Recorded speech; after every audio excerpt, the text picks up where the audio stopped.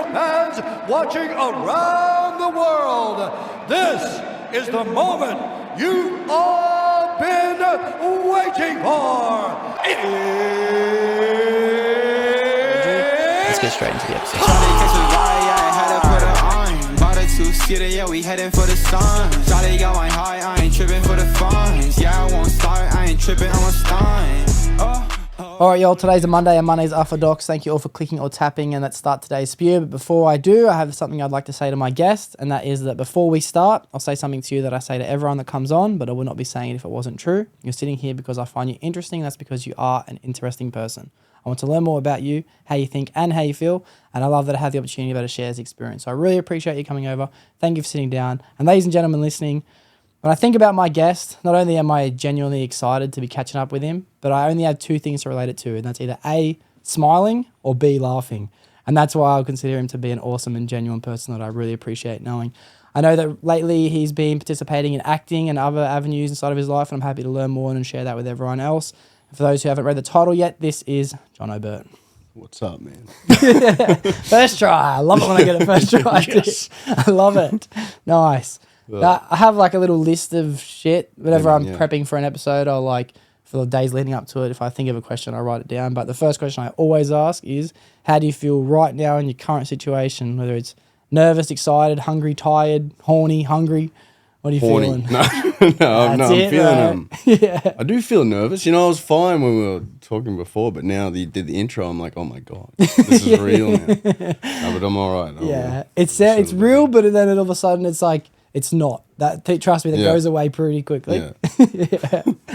So a little bit of nervous, but that's about it. What about, you did mention to me the fact that you worked last night and finished at like 2 o'clock this morning? Yeah, 2 a.m., 2:30 a.m., bro. 2:30? Yeah, because I work in the Pokie room. Nice. And that stays open as long as we can. Yeah. And then at the end, we take all the money out, bro. It's crazy, man, like the fat wads Really? you pull out. Take the money out every Yeah. night?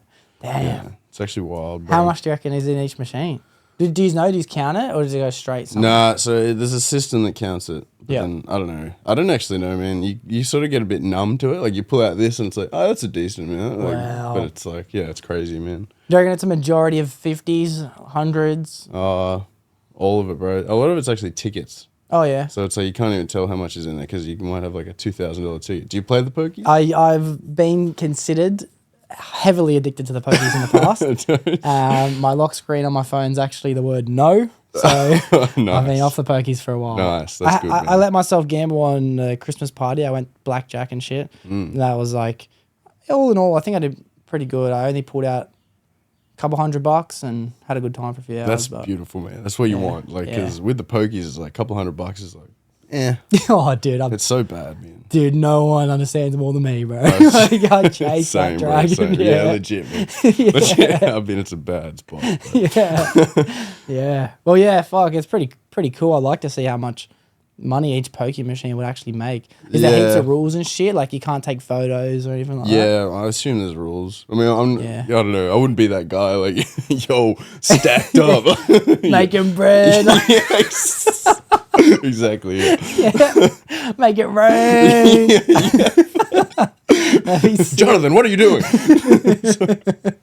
Yeah. Wow. Fuck. So do you collect that from every single machine? And is each machine one of these, or is that like all of them together? Some of them are just right. like a couple notes, bro. And I sort of wonder what that means. I sort of wonder, does that mean that machine was paying tonight, so nobody had to put any more money in it? Yeah. Or does it mean that nobody wanted to play it or something? I don't know. Yeah. Maybe. Are you allowed to play the Pokies in your own place of work? No. You're not. No, and there's a reason for it, man. Big conspiracy, bro. Yeah. I know when they're gonna go off. Yeah, I reckon so too, dude.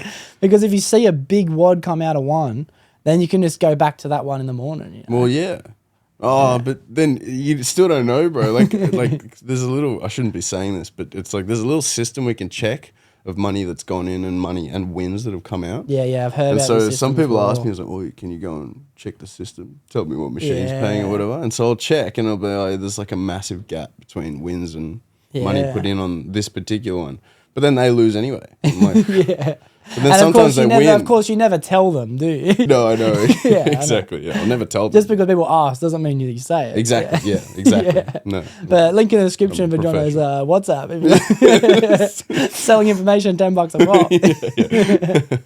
Yeah.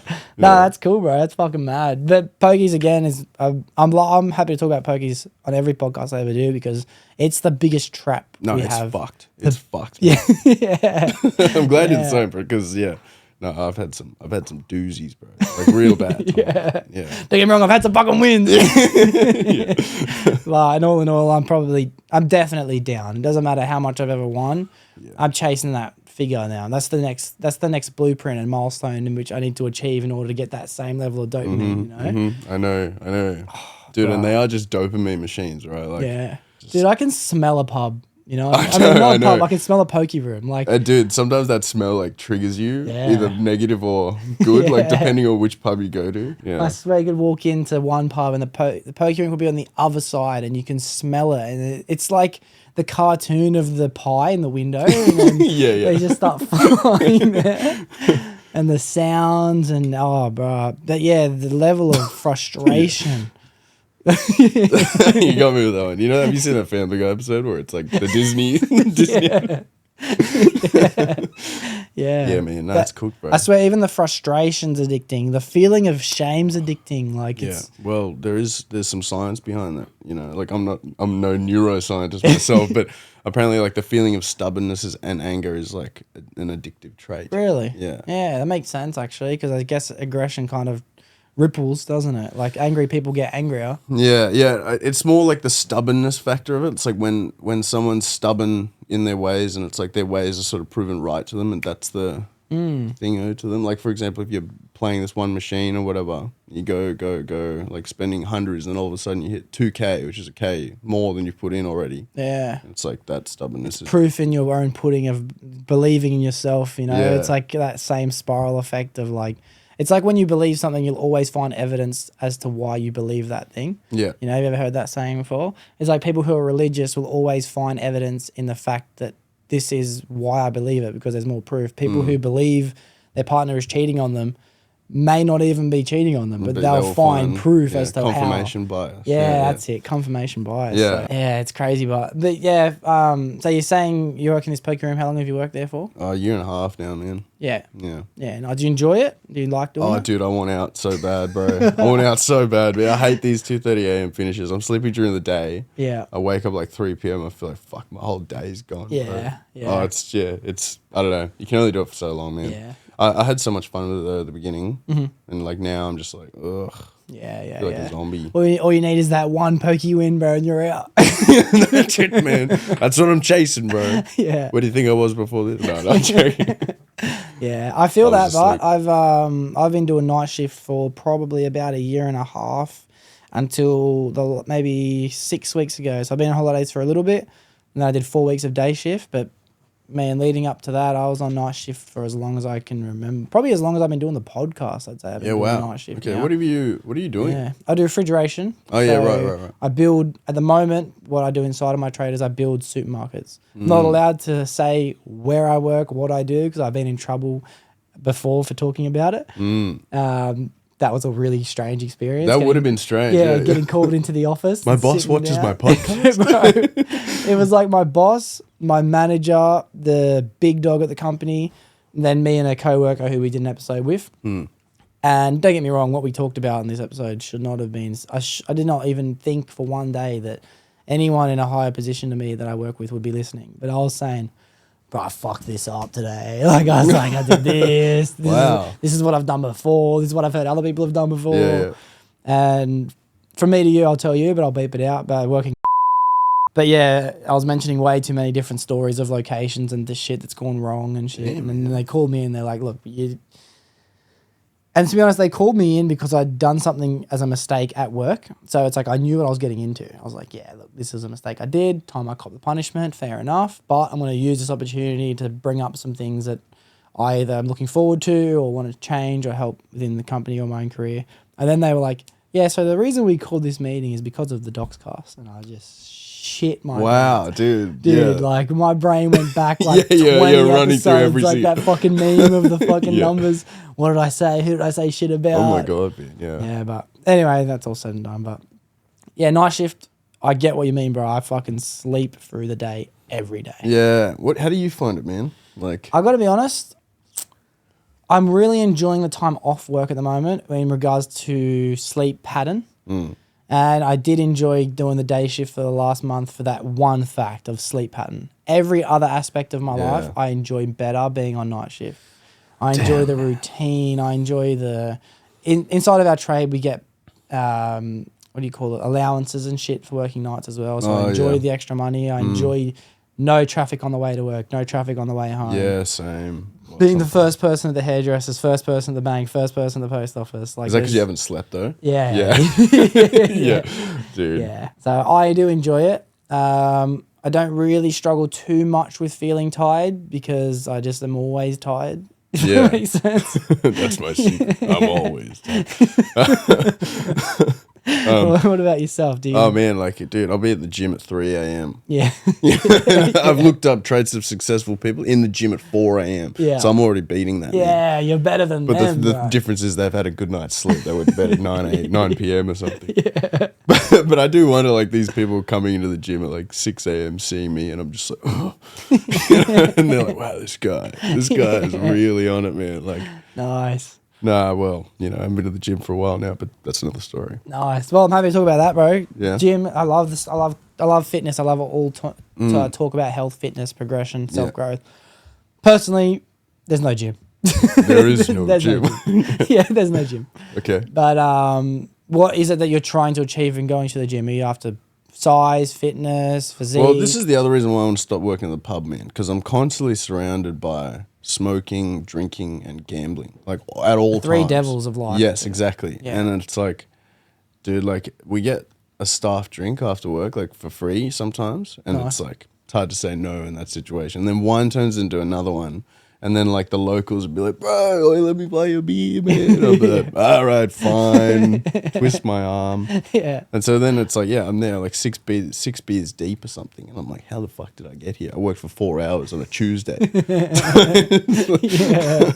Yeah. And so Nice. it's, you know, it's just cooked, man. And then, you know, sometimes, you know, when I do drink, it will turn into, like, more, you know, like gambling and stuff like Yeah. that. And that's, you know, just not good, bro. So I need to leave that world. Yeah. Right now, where I am at in life. Yeah. That is a common trait that I feel like a lot of people struggle with. It's not just within the field of working in a venue, but like how many tradies go to the pub after work every day? big Like time, you'd big see time. it. Yeah. you know, Oh, like, yeah. You No, work it's like there. majority clientele. Is, It's tradies. crazy. It's a lifestyle that I've obviously been a part of for a long time, and I loved it. I had mad fun going to the pub. It would be fun. I've been a bar rat, pub fly. I've been all of it, but it's not been a part of my life for a very long time. In fact, I haven't even had a drink in. What's the date today? I'm going on to 16 months now. 16 months sober. Oh, dude, nice, man. So it's Yeah. just not even. I don't even think about the fact that people. Yeah, do that's it. sick, bro. Was it hard at first?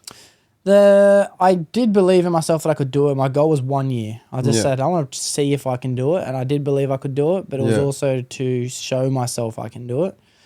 And the beginning was a little bit difficult in a sense of like within the first month I had like 21sts, a wedding, I had Yeah. engagement parties, all these things, and then the second few months I had Christmas parties. I had new friend groups I was getting involved in and shit. Yeah. And I can't say it was a massive challenge, but the feeling of giving up on myself was way more stronger. I had way too much FOMO of regret of like, I didn't make it, that it was easy enough to just be like, nah.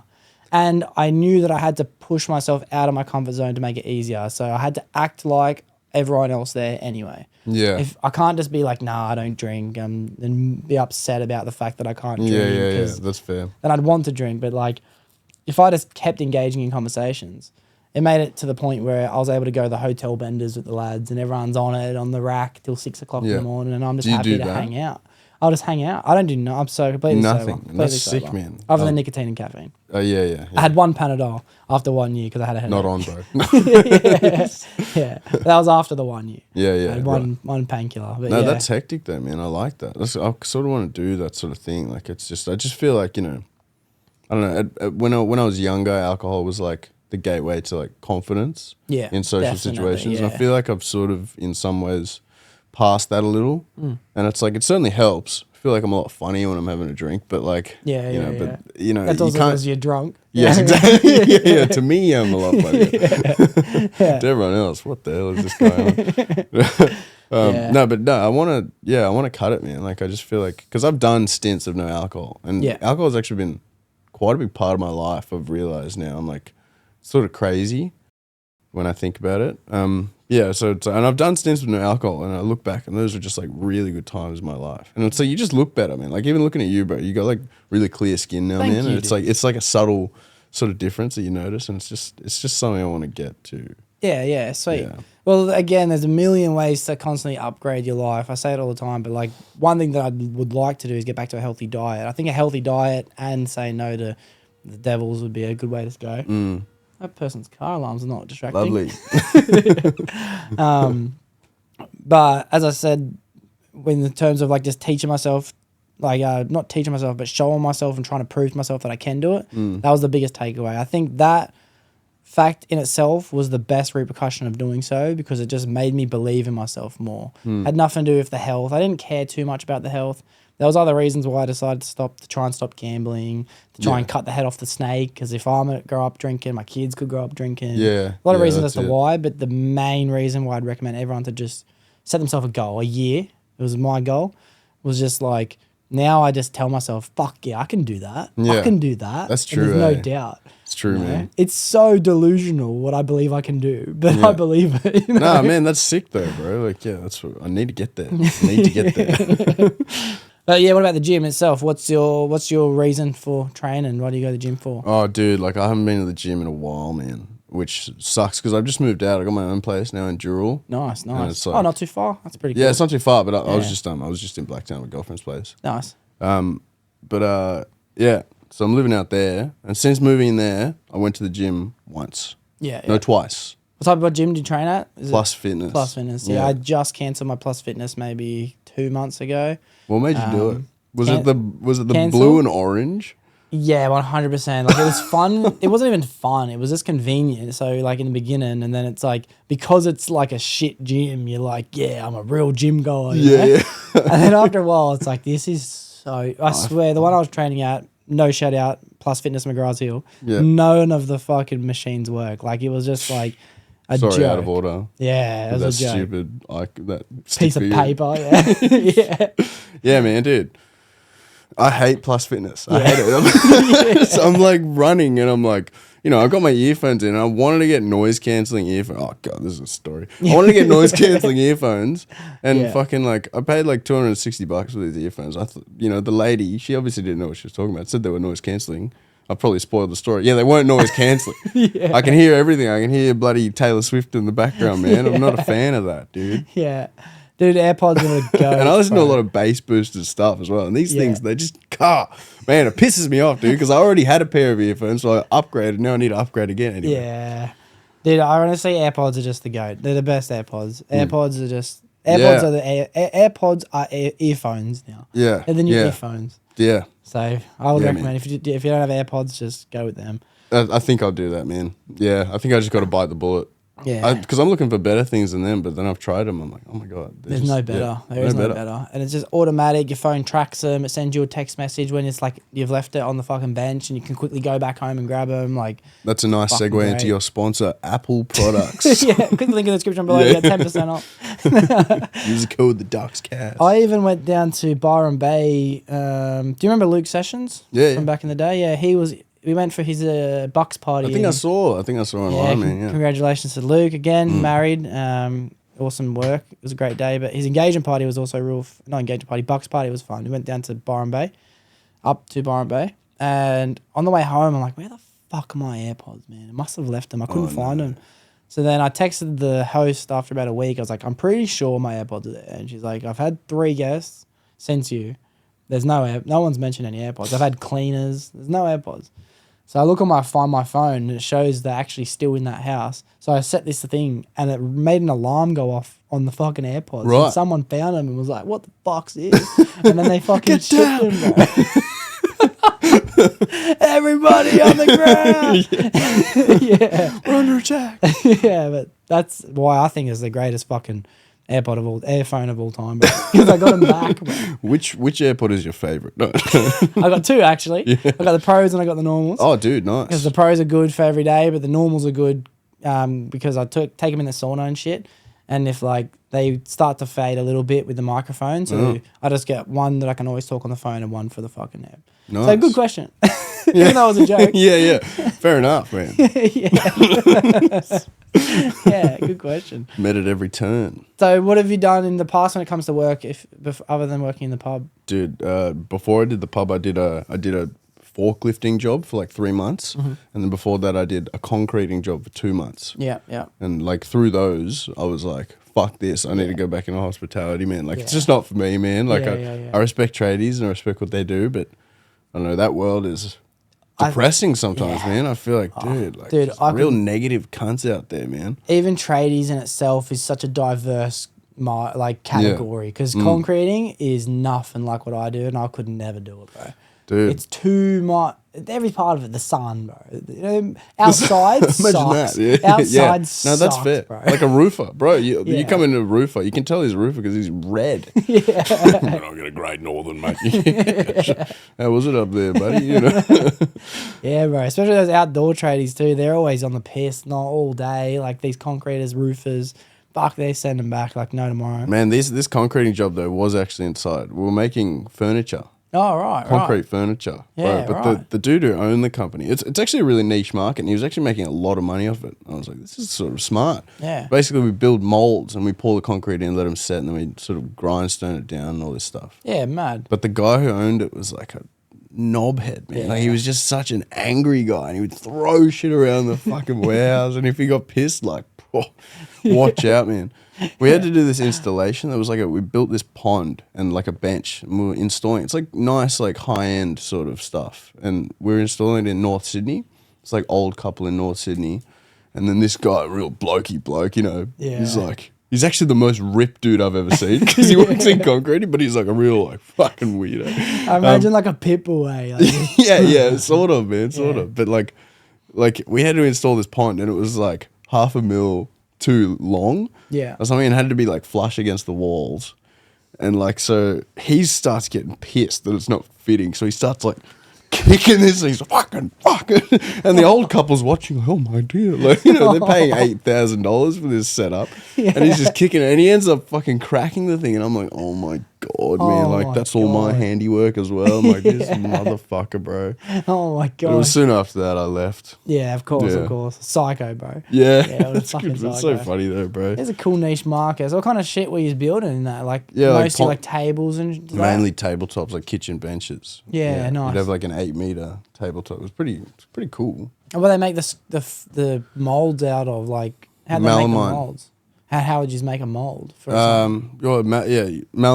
Am I saying that right? It's the wood. It's like the wood with the plastic sheet over the top of it. Okay, white plastic never sheet. heard of it, but Probably really boring shit to talk about. No, but interested. we sort of staple it's like, you get like a big piece of wood basically, and then just build the sides, and then you pour the concrete in. Oh, yeah. But you have to like reinforce it so the melamine doesn't break apart. Yeah. Nice. Yeah, cool. I can see that being a fucking pretty cool job too. It was cool, man. I like it. It sort of touched on my creative side, like, because I was almost sculpting stuff. Yeah. It was like hard work though, man. Like, yeah. I don't know if you've ever wet grinded stuff. But you just I've fucking done a lot of pointless tasks in my life. Yeah. Fair enough, man. But I love doing that kind of shit too. I consider the trade life I do to be another expression of my creative or artistic expression. You know what I mean? I love it. I love constructing anything. I don't care if it's over at my partner's house for the last few days. I've been rabbit proofing and dog proofing the yard and shit, building gates and stuff. And I'm like, fuck, this is mad. You know? I love the lawns. I love fucking painting. I don't care. Sick, bro. I'll do anything. Yeah.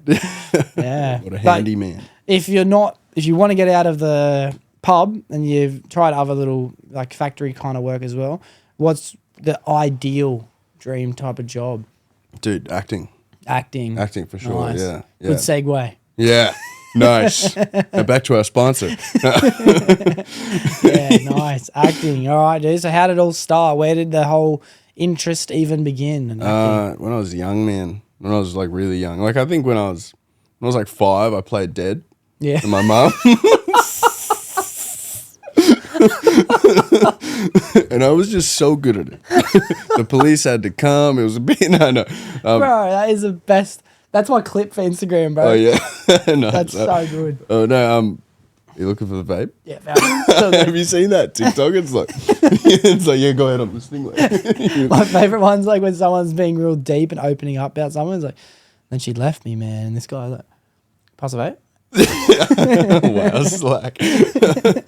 Oh, All right, so real young, you did realize. yeah, you real liked young. When I was 5, I played Dead, and my my mum was like, "Oh, you'd be a good actor," and I was like, "Oh my God, she's right." No, but and then I remember when I was 8 or something, I was like watching Narnia. Fuck me dead. I need to watch Narnia, bro. Right, I Narnia, love that movie. Lion, the Witch, and Wardrobe. Oh my gosh, I Aslan. sometimes I listen to the Aslan. Yeah. Liam Neeson. Did you know that? No, I did not know Dude. that. Yeah, Lucy wow. Pevensey. Oh yeah. Damn, bro. What a fucking movie. Thank you Oh for man, that. it's so good. But the other ones suck. It's just that first one. I've I only reckon seen the that's- first one, eh? Oh, dude. Oh, maybe I've seen the second Prince one. Caspian. Yeah, I think I've seen that. Yeah, so Narnia. So you're watching Narnia. Yeah, I'm watching Narnia, and like Lucy Pevensey is like 8. It's like my age. And I'm like, how the fuck can she do that? And I want to do that. Yeah. Like, yeah, and then I wanted to be Lucy Pevensey. Yeah, you know? yeah. But, and then also on top of that, I used to watch. That's how I got into my transition. yeah. Ooh, Yeah, and red every hot episode, topic. I bring every episode back to trans, bro. Every Really? episode. Yeah. Do you cut those parts out? Or Nah, fuck it. So back to young age, you knew you wanted to do it, but then Yeah. when did you like get into? Oh man, it? just always so interested in it, bro. Like I just watch movies and Jurassic Park. Like I knew the whole script off by heart. Oh, yeah? Basically, it's like I used to run the script with the movie. It's sort of weird, Yeah. you know, weird kid vibes. But like, yeah, I used to do that, and so I don't know, I loved it so much. The one movie to pause right there is Step Up 3. Ever seen Step Up 3? Yeah, Step Up Technically, 3D, it's called wasn't Step Up it? 3D. Yeah, glad that you know that. I know that word for word, bro. Yeah, really, Yeah. dude. Do I you know grew what up, I Dance was for like, Dance? Born in a boombox. Yeah. I know Dance for Dance, soundtrack for soundtrack. Wow, that's sick. I know man. the whole movie. That's I love cool. the parkour scene. Fucking great movie. Yeah, fair enough. Greatest movie of all time. Parkour as a kid was sick. Yeah, I dabbled a little love bit. Parkour. Yeah. I had a full YouTube channel with my mates in year 7. It was Nice. called Gliders Parkourify. That was because it was Gliders was our name, but Parkourify was the only word I could fit after it. That Would wasn't I have taken. known that? Because we used to hang out in year 7. Year 7, I was living in St. Mary's at the time. I would have met you around year 8, Yeah, maybe true. year 8. True. So I was kind of getting out of it by that stage. But yeah, we used to pump YouTube with videos to the point where like we go to like these local trampoline centers and shit. And there'd be Yeah. all these like older, notorious kids from the area there. And shout out to Don Bosco. If everyone hasn't been to Don Bosco, it's a mad youth center for kids in St. Mary's. And we'd be there doing our backflips and shit. And then these older lads would be like, "Oh, I've seen these kids on YouTube before." And then my mates would be like, "Yeah." And they'd be like, "I looked up Colleton High School fights and these faggots popped up." Bruh. Yeah. I was like, fuck it, there's no such thing as bad publicity. Yeah. Even at the young age, man. Yeah. But yeah, sidetrack from that. No, that's fine, man. That's fine. Did you ever do any like the high school theatre and shit like that I in did, school? man. My first thing was Oliver the Musical. I Oliver played the Fagin Musical. in Glenwood High School. Yeah, I was like yeah. 15 or something. I went to Glenwood High School Musical to watch Alice in Wonderland maybe or something like that. Alice in in Wonderland. Nah, there was one. I was either in year 8 or year 9. Oh, Wizard of Oz. Wizard of Oz. With Tyler Norman. Yeah. I watched that. Yeah, yeah. Were you in nice. that? No, I wasn't. Damn, I thought I had an early insight, bro. Yeah. Wow. Yeah, that would have been good if you came and saw, yo, no way I saw that. Yeah. And then it just sort of stemmed from there. I always wanted to do stuff like me and my mate Braden. Have you ever met Braden? I don't know if I have. He lives in Queensland now. Okay. But, Shout out to Braden. shout out to Braden B Dogs. Represent. We're actually going for we're going on a road trip around Australia this year. Wow, nice. For like a month. Fuck, yeah. let's come back to that. Yes, Fucking let's come back to that. Yeah. Nice. Little no. pins, everywhere we go. Ooh, we'll come back to that. Ow. One. Yeah, so then how did the journey begin since school then? Like what I'm not even sure what you're doing. Well, at the moment. so I sort of did some stuff outside of school, like While theatre. you were in school. While I was in school, I did one show, Okay. maybe 2 shows. But yeah, no, and then sort of done with this theatre in Castleville Pavilion Theatre. I've Yeah. done like 6 shows there now. Nice. It's unpaid and stuff, but it's like really, really good experience. Yeah, Like, and I cool. love it, man. And I'm very particular about what I pick to do there. But like, yeah, no, it's definitely it's good stuff. It's good stuff what we put on. But Fuck yeah.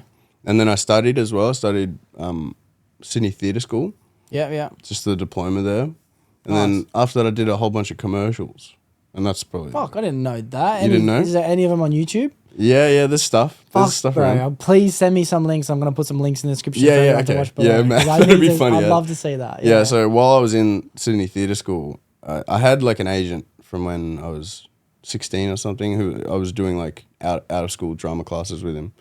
And like someone told me, oh, you should join his agency. I was like, yeah, sure. So I did, and then he got me like a KFC audition, like KFC. Wow. Yeah, and so I did that, and I got the part. Paid like I was man, there was so much money at the time. I got paid like 4K for it. Wow. Yeah, That's heaps of money for me now, dude. Yeah, yeah, I know, right? Yeah, even now, man. Yeah, How do I sign up for this, bro? yeah, dude, yeah, bro, you gotta get an agent. Just be natural. Like, I'm not gonna go into it. Yeah. But like, yeah. So these come, but it took a while, man. It's like you travel all the way to the city, wait 10 minutes, perform for 5 minutes, and then they're all right, thank you. Oh, wow. And I'm like, okay. Yeah, An yeah, hour and 10 minutes commute back, but it's all right. Like this one paid off, and that was Nice. good. And that was just like, that was hectic. I had to take a day off school, but like, yeah, it was advertising the Zinger Double. Do you know what the Nice. Zinger Double is? I don't remember the Zinger stack. I don't remember no Zinger double. So the Zinger Double is like, it's just 2 Zinger patties with like bacon and cheese in the middle. Yeah, so it's like a stacker now. Yeah, no, it's like Yeah, a stacker without the bread. Oh, Yeah. right. Weird, right. eh? Yeah, but yeah, we had yeah. to like go ham on these things, man. It was like, it was one of those, I don't care. You know? Yeah. And we had to like eat, bro. It was actually cooked, man. Like, I tell you, talk about like, I don't know, like I don't know. It's like it's this really weird. I don't know the word for it. I want to say elitist, but it's not. Like it's like they had a truck just cooking burgers the whole time. We probably had to go through 60 burgers. Wow. They would film, and we'd like, you know, like go ham, yeah. and then take like 2, maybe 3 bites, and then they'd be all right, spit. And they'd come over the bucket and we'd like discard the entire burger and spit all the shit out. Wow. Because if we swallow it, we do so many takes, it's like we get full. Yeah, for sure. Yeah. And like, yeah, man. So, dude, went through Wow. like 60 of these things, man. So, where does all this waste go, bro? Just in the Yeah. bin. So much chicken, man. Wow. It's actually cooked. And like, how many of these KFC ads do they pump out? Yeah. Like, dude, probably 2 a month, man. Yeah, that's mad. Fuck yeah, that's cool. Yeah, it's cool. I speak to so you know Seth Aaron? Mm-hmm.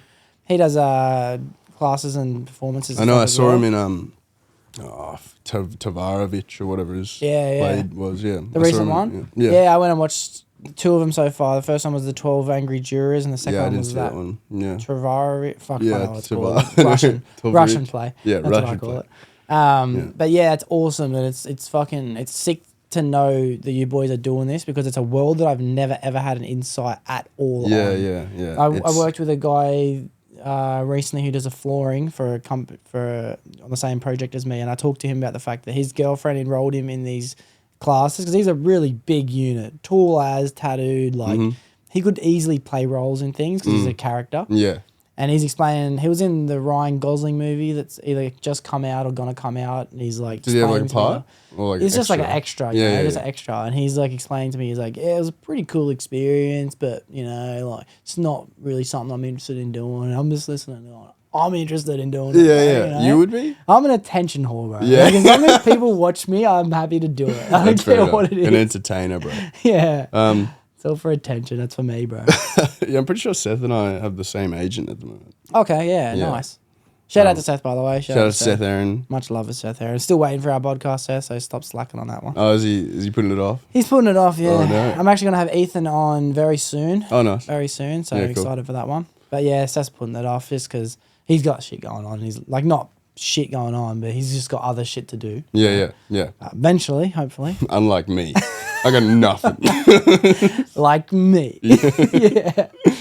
Yeah, nice. So what's any current projects you're looking forward to or doing? Yeah. Not so, bro. I've just been writing scripts Cool. with a mate. I just did a play, Baskerville. It was like Sherlock Holmes but it was like funny. Yeah, like comedy nice. Sherlock Holmes thing. That was good. I played like 8 different characters. Mm-hmm. And that was like a whole gag of the script. It was like 3 actors would play 36 different characters. Wow. It was hilarious, man. It was such a hit, bro. Like sold out like almost every show. Wait, you writ this? No, I didn't write that. No. Oh, I was gonna say, what the hell? What the? Yeah. No. I'm now with one of the guys. I was writing stuff. Okay, I was gonna say if you wrote this fucking show that sold out 36, fuck Dude, me dead, dude. I know. it was a theater that seated 5. It's like you've already done that. What's next? Yeah. yeah. I know, bro. I wish. Damn, I'll be asking for a role, dude. That's what Yeah. I'm No, doing. man, I'd give you a role, bro. Honestly, like seriously, I'm writing stuff. I do need people. Dude, like I don't 100%. have heaps. Yeah, because you got tattoos and stuff, so you can definitely I'll be find a used. role, dude. Yeah. Yeah, I'm actually writing Lunch something lady. right now. It's about I'm the lunch lady, dude. exactly. It's exact. One role.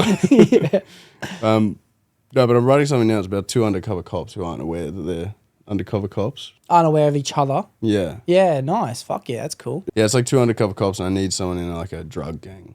Nice. And I'm you the guy. look like a drug Got the dealer. infield experience, bro. I'm Yeah, good. I'll bring the boys. Yeah. Yeah, nice. You want me to bring the drugs? Yes.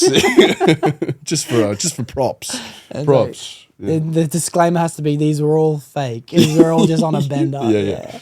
Nice. Yeah, that'd be fucking fun, dude. I'd love to do that. I've been wanting to. I've actually been talking with people about doing short films because I want to try and take my editing stage to a next kind of avenue, you know? Yeah. And I'd like, even if you like to come do some with me as well, I'm Yeah. kind of not writing short scripts. I'm coming up with concepts of ideas to turn into short films. Well, that's what we're doing. Like I've had all the concepts for a long time now, and now I'm finally starting to write stuff. Yeah, and nice. it's exciting stuff. It's Yeah. addictive, actually. I'm like, It is, yeah. Yeah, because we got heaps of ideas that we want to get through. So, Yeah. yeah. I I'd be wanna- keen to collaborate. Yeah, I'd love to do that, bro. 100%. We'll get to a stage because I want to talk about like what's happening later on in the year. So maybe we can work out a time when we get to that section of the Yeah. podcast. But I would like to enter a field of creating videos of, it's almost like a market that hasn't been done, but it has, but it's not a massive market of like, it's a normal film, but it's funny as fuck, but no part of it makes you laugh. You know what I mean? It's not until you think back on it, you're like, that's so funny, of an idea, of a concept of Like American Psycho. never seen American Psycho. Dude, what are wait, you is that doing? the Romper Stomper? Is that American Psycho? No. What's that one? American Psycho is with Christian Bale. It's that one that's always like, it's on all the YouTube shorts. I swear I've There's seen like it. some Sigma posting or whatever. It's lame as hell, but Okay. like it's a great film. You should I watch it. think I have seen it. People always refer to me as someone. Maybe it's a different. No, that's American History X, I think. Oh yeah, That's dude, not- yeah. yeah, Ed Norton in that. Yeah, Yeah. I can see that. That's mad. People call That's me that. compliment. I get that at least 3 times a year. Dude. I don't know. Have how. you seen that movie? That's another one where it's like, have I seen it, or I just think I've seen it because everyone's talking to me This is about the one it. where the dude gets curb stomped. I've seen that scene, which is why I think I've seen the movie. Oh, okay, right. But that's right. all I remember. No, that's an amazing movie, man. I cry every time I watch that. Yeah, okay. I don't remember it now that you say that. I haven't seen it because I would probably cry, and I haven't cried watching it. Oh, there you go. And I'm an emotional man when it comes to movies. Yeah, I can tell. Yeah. Yeah, but one of the concepts, like for an example that I'm thinking of, would be like, imagine a story played out where a guy is just a normal, everyday kind of guy. He's not really doing that much exciting things. It's just a normal year for him, for example. But a big event pops up in his life to become a part of. It could just be like an awesome party one of his mates is throwing, and they're like, fuck yeah, and everyone's talking about it, and he goes and like bumps into people at work, and they're like, oh yeah, my mate's throwing that party. Anyway, the big night of, he gets ready to go to the party, and then like he just is like, nah, I'm just gonna stay home. So then he just goes to sleep. So you think the movie's gonna be about this big party, but Okay. it's not. and then something else pops up about like some crazy adventure that he's about to go on. He's like, fuck yeah, he's looking at yeah. plane You tickets got all and the shots shit. of like he's looking at the poster and he's like, Yeah, Yeah, he's like- looking at plane tickets. He's like, fuck yeah, sets an alarm to buy it at this date. And he's like, fuck yeah. And then the alarm goes off and he's like, nah, and he's keep watching TV. You know what I mean? Like there's a whole thing about that. is there a punchline there? Like, No, that's it. No, That's like the whole movie. Bro, like it, you know? actually. It's kind of I would like to be able to accumulate some kind of like meanings and messages inside of it of like, don't miss out on opportunities. yeah. Like, But also like, fuck that. Like, you don't need it, man. It's Yeah. funny as it is. yeah, let people create their own ideas. Yeah, for it. exactly. No, I like that. I But like yeah, it. filmmaking and the whole idea of creating content and entertainment is such a new world for me that I'm loving, bro. Yeah, no, it's sick, eh? I watch It's sick. movies now and I'm like, I love the way the camera panned. I love the way the soundtrack entered at that point. Yeah. You know, I love the way that a song's playing in the background, then all of a sudden it cuts to them singing it in the car. Just the way things are filmed and shot is editing goes good. amiss. Like people don't appreciate it. Nah, they in don't. films. Like, but when I notice it, I'm like, that's good editing because it's like I don't edit so much. Well, I do. I know what it takes and stuff. But like, have you seen Killers of the Flower Moon, the new Martin Scorsese movie? No, I haven't. Did you recommend it? Oh man, it's really slow. It's a 3.5 hour movie. It's really slow. It's really good. Like there's a lot of music that plays through these really long scenes, like real like low and like sort of deep like drumming, and that's sort of cool. So it keeps you engaged. Yeah. But with that, like the editing was like awesome, and I feel like people didn't like that movie, but it's objectively really good. Objectively really good. I like the way you threw that in there. No controversial statements on this podcast. Yeah. Yeah. So what's been your favorite role you've done so far? Probably this one I just did, man. Sir Henry. It was like a Texan accent. I don't know. He's just like sort of the lovable idiot in a way. Yeah. But But but I've done it. There's been a lot. There's been a lot of good ones. Yeah. I couldn't put a favorite, I think. okay. Yeah. That's cool. Help me understand the process in which leading up to it. So you'll get your, so the first thing you get is like the play itself or the thing you're going to do. Yeah. And then are you given a casting member or are you like a role, or are you choosing which role you want to do? How does it usually work? Yeah, so you'll choose which role. So you'll get the brief, the audition brief or whatever, and there'll be multiple roles. If it's just like a play, they'll be like, these are the roles. So look at your age range is did I say that right? Age range, yeah, sounds right. Yeah. I'm no linguist, but it's fine. So then you sort of like pick like which one sounds the best. Then you go in. Like once upon a time I used to be like, oh, I'm just happy to play anything. But then like in the past I've found that like I'll then get slotted into something that I don't want, and then that's just not worth it, and then I'll leave the production and stuff. And so it's like nowadays I'll be like, I want to do this for this reason, unless it's paying money, in which case I'll do anything. Yeah. $20 is $20. Yeah, like dude, like I did a COVID ad. Like it was like a COVID awareness commercial. Yeah. And like I had to say like, I had to say all this stuff that I wouldn't normally say. Yeah, I know exactly right. Dude. I'll do anything if you pay me enough money, man. Like I had to say stuff about the vaccine and stuff, and like I wasn't big on the vaccine. I was like very against it at the time. I've had the vaccine now, but like I had to be like, we have to stay home even if we're vaccinated.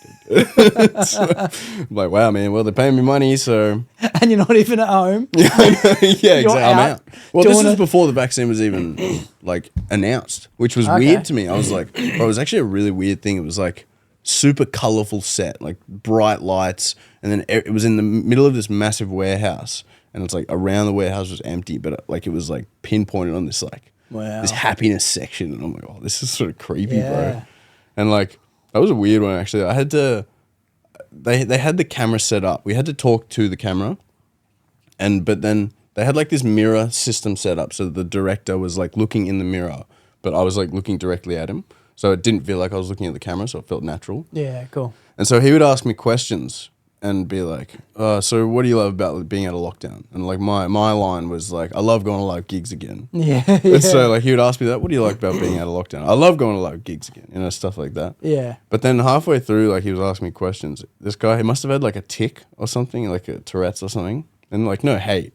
But like he would start going like, and so he'd be like, what do you love most about being out of lockdown? And I'll be like, I'm sorry, what? Like, dude, and it just got worse and worse. Like, it fully sounded like he was like moaning in pleasure. I'm like, is this guy getting off on like me like talking to the camera right now? He's just so excited to get out of lockdown. Yeah. What do you love about being out of lockdown? Yeah, no joke, man. I go, like there were a couple of weird ones. I was like, oh fuck hell. And I'm looking around. I'm like, no one's reacting. I'm like, this must be normal, but like, bro. And it only happened during my one. I'm like, no explanation needed either. He's just like, he'll be right. Yeah, no. It's just like, no, like, sorry, look, I have a ticket. Yeah. But it threw me, man. It definitely threw me. That's mad. So when you choose your role, you obviously get given like your words, but then a personality behind the guy's character. Well, you have you read the script and you sort of just you figure out his personality from the script. Okay. So like a lot of it is like what other people say about your character is like a good way to sort of like understand who he is and stuff. And then I don't know, for me it's finding a voice. Like if I can't find the voice, because you have to find it. It's like if you can't find the voice, then you're not in the character. Or a lot of people do a body thing. It's like sort of like finding where the character like leads from. Like some people like would lead from their head or their chest or even like their hips or whatever. Like when they walk, for example. That's so interesting. Yeah, it's interesting, man. It's almost like a psychology behind it, which I love. Yeah, that's my favorite part of acting, the psychology behind it. Yeah. Because like when it comes to that real dramatic stuff, it's like you really have to think and to make that organic as well. Because you can have some crazy character. Like, have you ever seen Daniel Day-Lewis's stuff or anything like that? Not familiar. Okay, well, not the biggest movie buff. No, that's okay. Yeah. But basically, you got actors who do like these wacky characters, like The Joker, for example. Yeah, great movie. Yeah, great film. And it's like to make that sort of believable is where the heart, because it's the subtle nuances and stuff. You can't have this ridiculous thing going on without some sort of explanation behind it all. So that's what's really interesting, and that's what I appreciate. The wacky characters out there, like it's like damn, like to sell that and make people care about that character, like that's an impressive job, bro. It's like Jim Carrey, and his capability to dive into such a role. I've seen this. You know what I'm talking about? He did a documentary where who did he act out? Andy Buff or something. Oh yeah, that dude. Yeah, something. I could never that do name. that, man. Yeah. He was like, from the moment they pressed go, he stayed within acting out. Because I think his name was Andy Buff. Tell you what. It was Andy, yeah. We got a fucking laptop here. Let's just fucking Google it. Amazing. Power of technology. Kaufman. All right. Yeah, Andy Kaufman. So Jim Carrey played the role of Andy Kaufman, who was another stand-up / comedian actor from back in the day, and he was like making a documentary about being him. So he decided from the moment they pressed record, he was not going to leave that character at all. Weekends, afternoons, sleeps, to the point where people on set were calling him Andy. Yeah. It was the only thing he'd refer to. Yeah. Dave Chappelle mentioned it in his latest Netflix special that just came out, which is a pretty good Netflix special. Is it? He was talking about the fact that when he went to go visit Jim Carrey and meet him for the first time, he was playing the role of Andy, and he was like, it was awesome, but I had to pretend he was fucking Andy. You know what I mean? I could see this motherfucker's playing. You know what I mean? Yeah. But he was so That's deep so in this weird. role. It's this weird thing, like. Is it called method acting? Where you stay It's in called the character? method acting. Well, it's like it's like tokened as method acting, but it's like the method of acting is. I think it's Stella Adler who trained Rob De Niro and fucking that dude who played the Godfather, whatever his name is, big actor. Anyway, cut that out. Make it look like I said it straight. Yeah. Who played Marvin? Yeah. So, dude, I feel like there's something there, like to like completely strip yourself of like any sort of social anxiety. Like that's like 110% confidence in yourself, man. Like I don't know, like because I've seen that documentary and he's apparently sitting on the beach and then you had like this. Like thing where the Andy Kaufman or whatever was like, I'm gonna take over right now. Dude, please let me say, because that moment when I watched that documentary was one of the most profound moments of my life. All right, because I was going through a psychedelic journey at the time when I watched that documentary. Nice. And it was a period where I was really starting to dive into the psychosis of what consciousness really is, and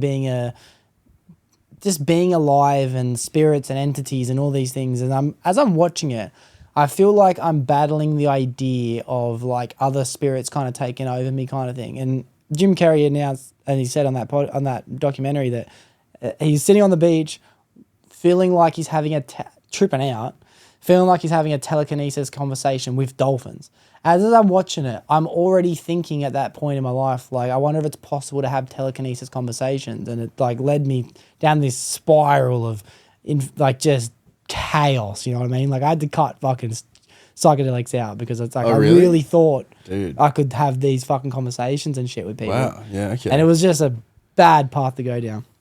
Anyway, and then he said that he's sitting on the beach thinking if he should take this role, you know, am I able to be this character? Am I able to be Andy? And then Andy literally walked up and grabbed him by the shoulders and said, I got this, buddy. I'm going to take over now. And dude, at that point, I was actually sitting in Seth's bedroom at the time, actually. Shout out to Seth again, watching it. And when he said, I'm taking over, I went, oh, fuck, dude, I don't know if this is about what I think it's about. And he's like, oh, yeah, dude. And I'm like, all right, bro, so let's go. So I'm watching it, having these battles, thinking people are trying to take over me as I'm watching it. And at one point, I just went, that's it, bro. I've had enough. Literally just got up and ran from his house to my house as fast as I could, bro. Trying to escape whatever the fuck that spirit was, God. bro. Were you tripping at the time? Tripping. Right. Okay. Tripping, Yeah, bro. that makes sense. Tripping Like, here I'm hard. thinking you're sober. I was like, Nah, dude, just chill out. man. It's all tripping, good. bro. It's a documentary.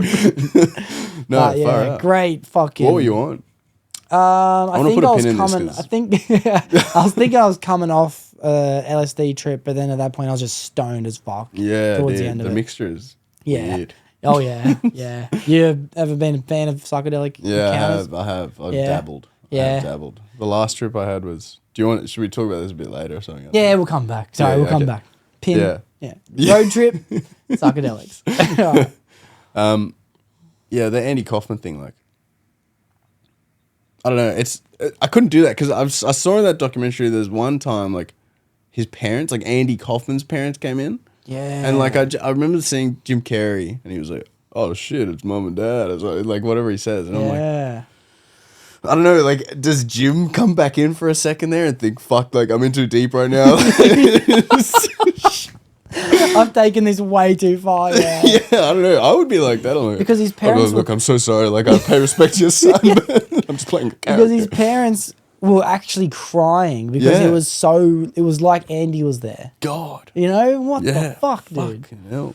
And he was being a dick, like, because he was living the parts of Andy's life that weren't necessarily broadcasted, you know? And Andy was just a guy who had flaws like everyone else, but on Yeah. screen he was this happy-go-lucky character that everyone knew of, but he obviously did his research. What if he didn't actually do his research? This is diving know. deep into it, but what if it really was? It was him, yeah. You know? Right. And if spirits are real, sorry to sidetrack in tandem, but if spirits are real, the law behind it is the longer they've been attached to a certain place in this physical world that we're a part of, if they haven't transcended onto the next life, the law is they become more and more evil and nasty, and you know, which is how we get poltergeists and possessions and all these things and demons and all these things. So it makes sense that even if it's a real spirit or if it's a fucking conscious piece of energy that's still floating around, if it did take a hold of him to possess him to be this role, he's gonna be a fucking narcissistic dick. Which Yeah, Jim yeah. Carrey played a great role of. I'm alive again. Yeah. Yeah. Yeah, no, true, man, true. But I found that weird. I found like I could just never do that, Like, but that's the thing. It's like you want to get there. Yeah. I feel like you want to get there, like to this point where it's like you just don't care what anyone thinks, to the point where you can do anything. Yeah. And that's what's fucked me. But I feel like, I'm not there. I'm not there. I care a lot about what people think. Way too much, actually, sometimes. I'm Like, with ya. Well, that's Yeah. what Jim Carrey, and I've been a massive fan of him for a while. I watch a lot of his interviews and podcasts and even conspiracies about him.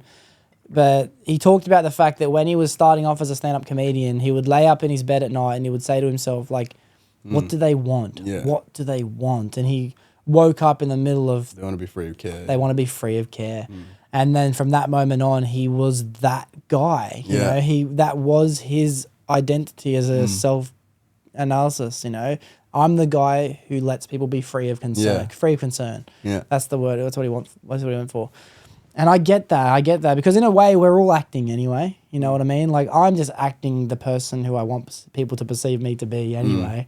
Realistically, as soon as you leave the room, I'm going to pick my nose. That's the truth. I'm Oh, by the way, Jake, oh my God. yeah. Hey, I forgot my. Oh my God. It's been 3 seconds, dude. Yeah. But even still, like, I'm kind of noticing it when it comes to being on the podcast. I'm kind of a little bit different version of myself on camera than I am Yeah. in the shopping center. You know? Do you ever watch yourself back and sort of cringe a little? I'm In not the saying that you beginning, should. Yes, in like, the beginning. Yeah. And I talked about this on I watched myself back on a podcast talk about this on an episode with April Brown, which was a mad episode. Patrick Brown's younger sister. yeah. You know April Brown? Yeah. Yeah, so I said to her, when you watch this, try to not pick yourself apart too much, because I did that in the beginning and I was cringing a lot of the shit I'd say. And I think it's because I was meeting someone for the first time. Every time I meet someone for the first time, it's weird. You pick each other apart. You try and create an experience. Fuck, I'm feeling real nasally. Anyway, sorry. Nasally? No, good. Yeah, just pick your nose, man. It's all good. That's what it is. Anyway, what I was getting at was that, like, because I was introducing myself to myself, I was able to, like, judge myself. But then after a while, you start to enjoy yourself like a friend, you know what I mean? Like, I watch myself back now and it's like I know myself for the first time. So I don't cringe anymore watching myself. In fact, really sometimes I praise myself. I go, look at the way you did that, bro. You know? So I guess the more you familiarize yourself with yourself, the less you'll cringe watching yourself. Yeah. I find the same with acting, actually. It's like I have to watch myself back. Like, I don't know, because at first it was really scary to, like, sort of just watch your acting. It's like, oh my gosh, like, is it shit? Like, and then, you know, and then I remember with that KFC commercial, the first one I did, it was like, I just couldn't get it or whatever. And then I was like, do you mind if I see? And he's like, yeah, come. So I had a look at this, like, big screen they have. And I was like, oh yeah, okay, I know what to do. All good. Nice. And I feel like I need that sometimes.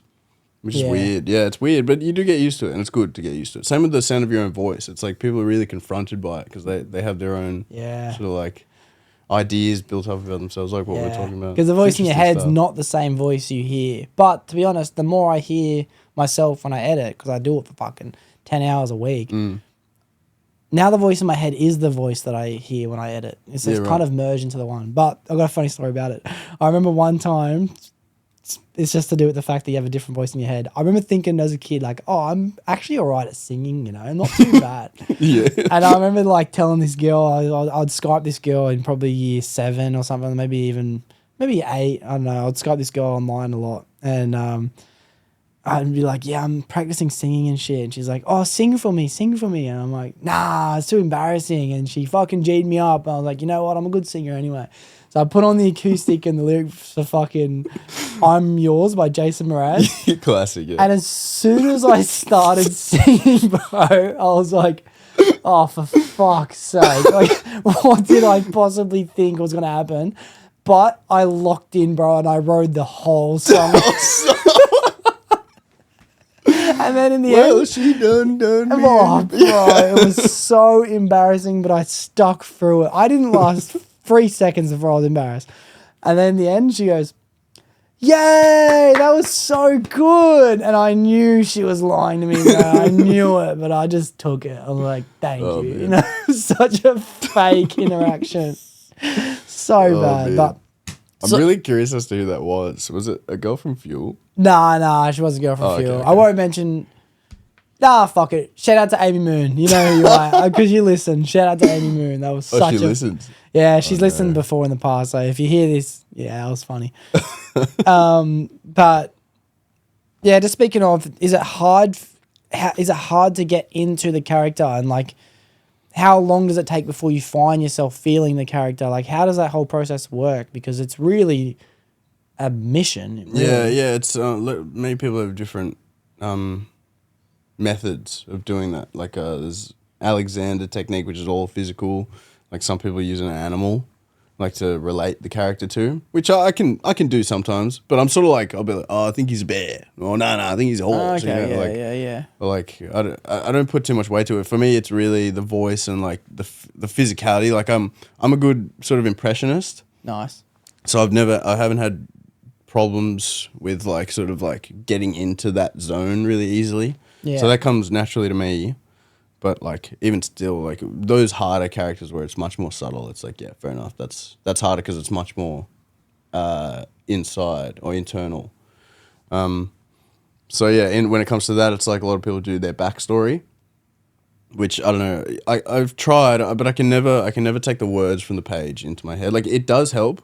I know when I did the Crucible, like me and my friend who were doing it together, we built a table, and then we used that table on set.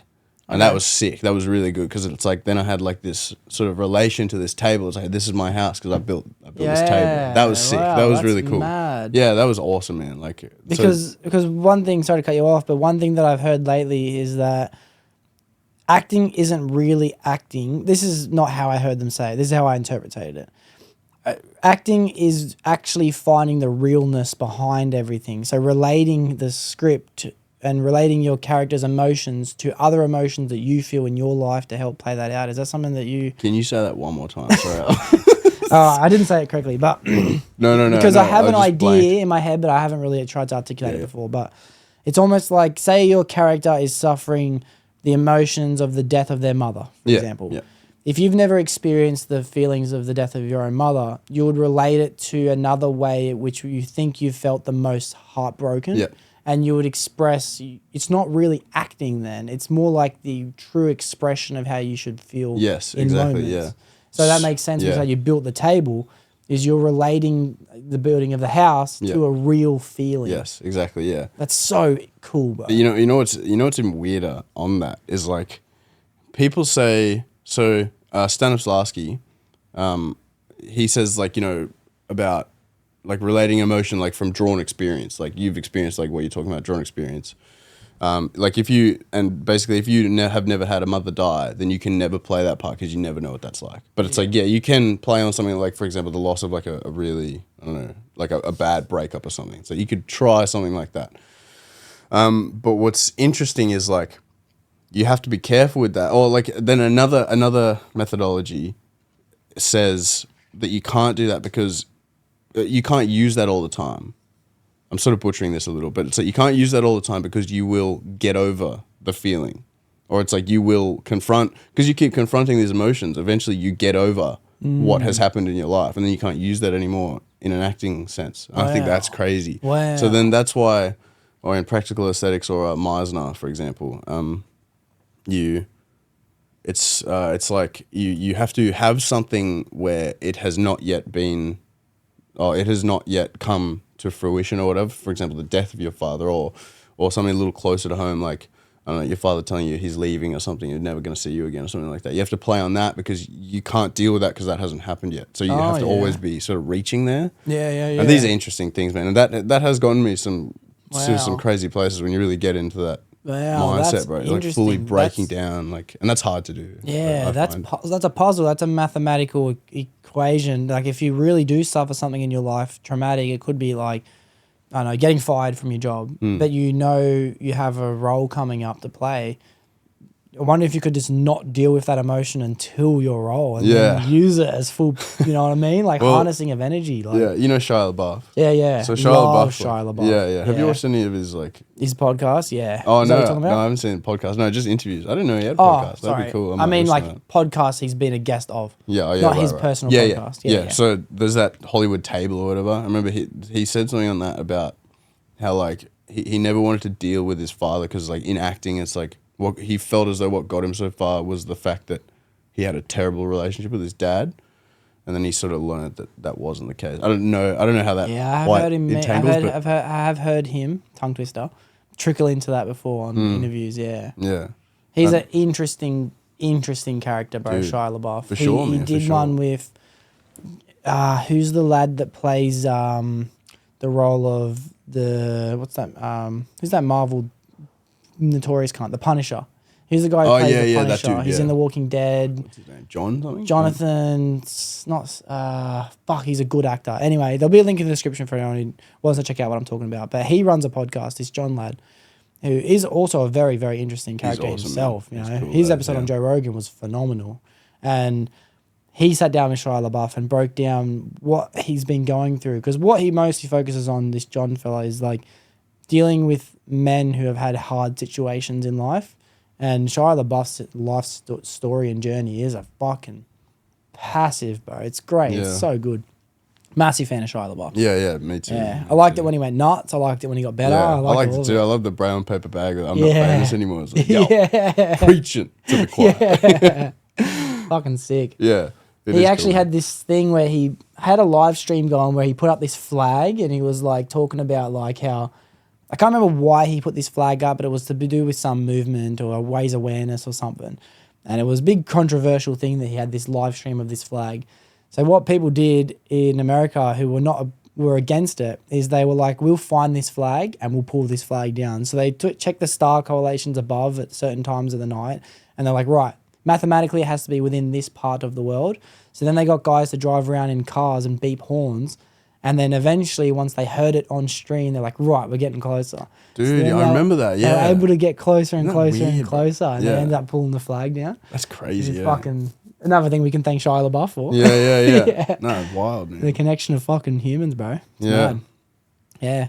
But, bro, honestly, I love every part of acting. I love that it's not fake. It's actually completely real. It's becoming someone, and I don't know how in tune you are with or curious about spirits and energies and consciousnesses. I'm and all about these it. things. I You're can be about it. Yeah.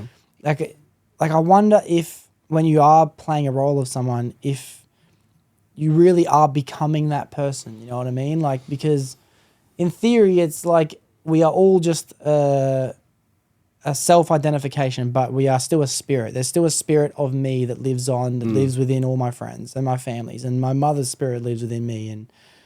But that is just a Collective consciousness. yeah, Right? like it's not really a real thing, but it is. And same with the Jim Carrey and the Andy situation. Like, I wonder if when you are becoming a part of a role, if that role really exists and you're just stepping inside of another reality, another realm, another dimension. That's pretty deep, man.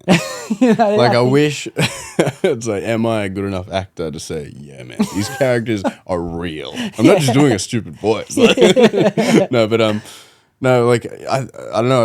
I've never played, and I would honestly be scared to play like a real life person.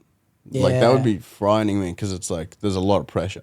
You know, people knew these people. I don't know. Like, that to me is like, that's crazy. Acting. Yeah. Yeah. But then it's like the way I see it, and it's like this is a side mission, side journey we're going down when it comes to Side mission. side journey we're going down when it comes to acting. But it's like, if say for example Will Smith, who played the role of Muhammad Ali, was it him that played Muhammad Ali? I think it was. Will Smith. Did he? I think Yeah, so. I think not I'm sure. right. If not, I'm wrong. But let's just say for example, he did. Was Muhammad Ali There.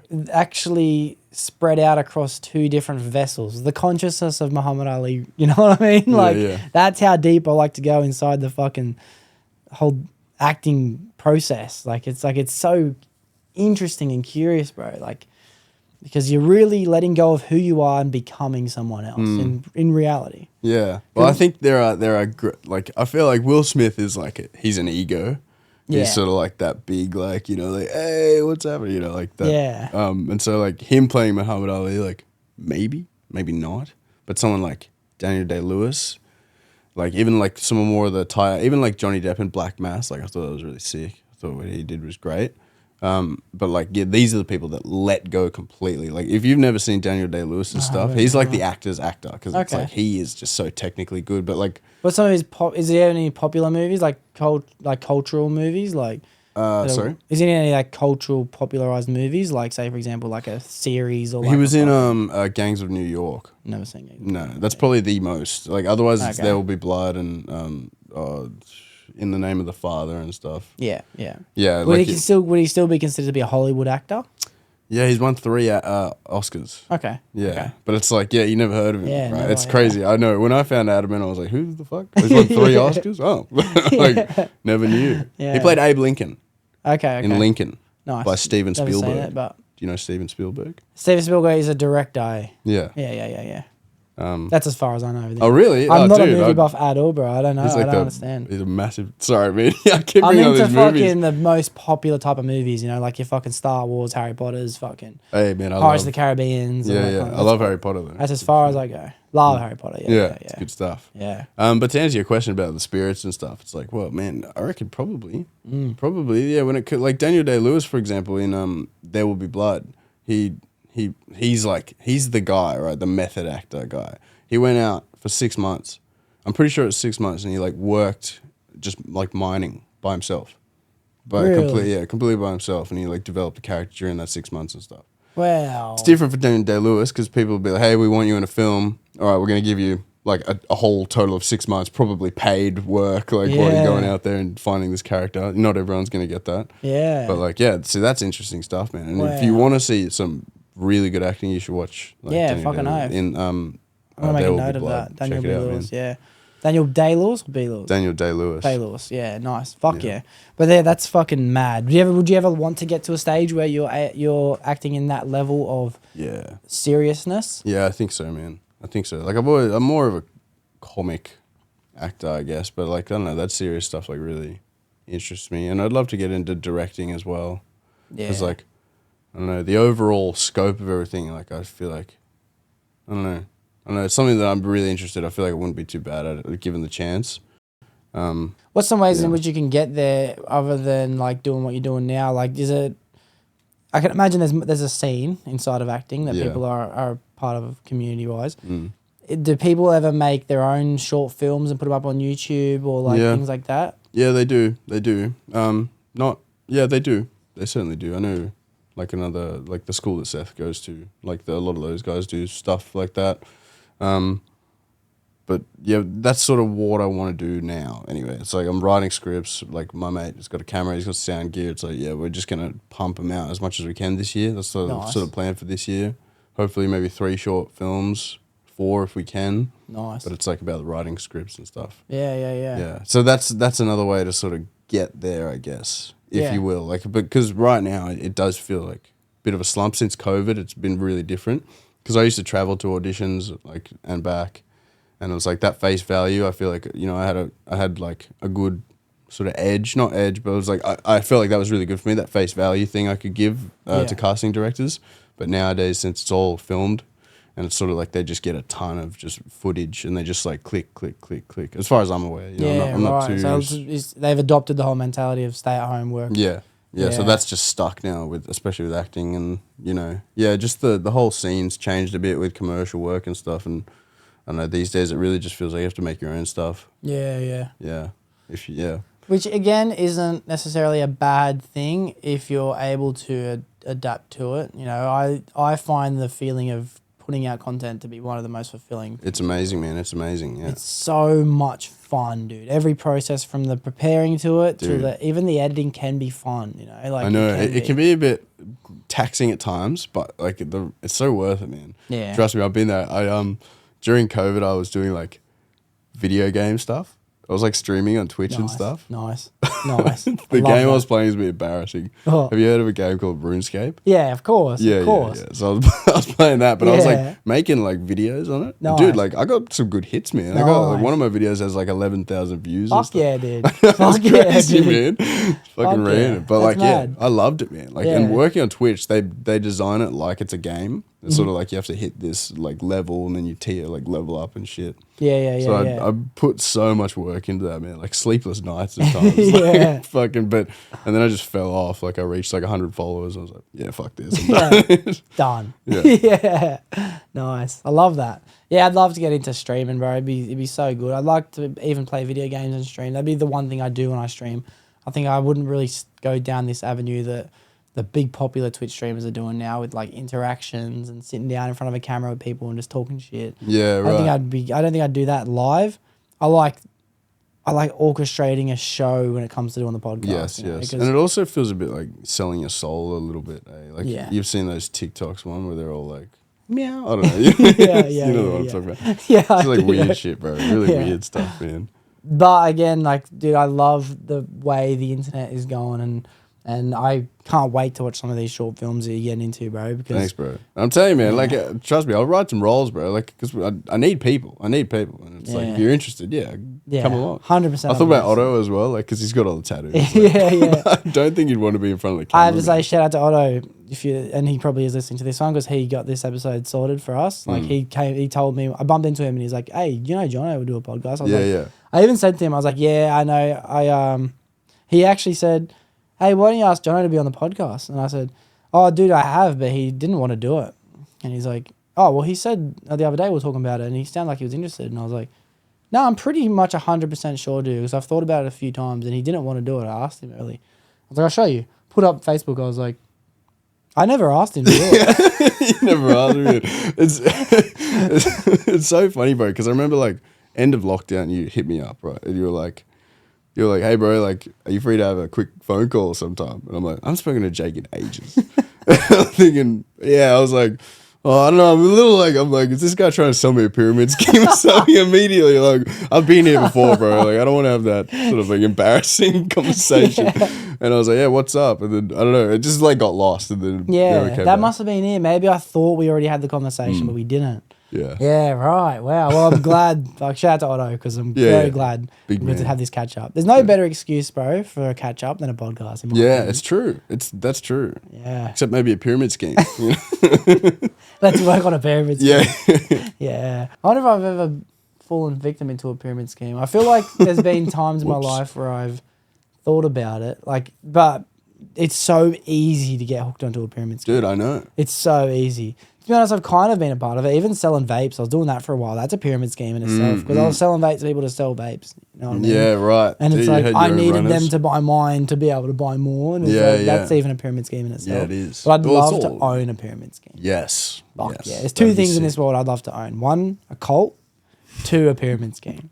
Right. Yeah. Okay. And while we're on subject, I'm wondering if have you ever heard of Doxy's cult? No. Oh, well. But I'm interested. Here we go. So there's two things that I have to let everyone know when they hear about it. The first thing is once you hear about it, unfortunately, you're automatically in it. Fuck. So we're both in this boat. Let's learn to paddle. The second thing is you can't leave.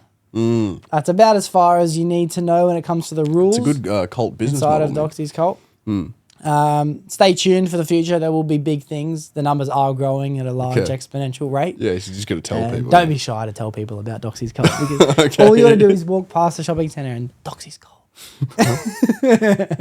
And they're in, bro. They're in. But the world needs some changes, and I feel like it would at least be interesting to see if the Doxy's cult could make an impact, you know? Because obviously things aren't perfect and things can get better.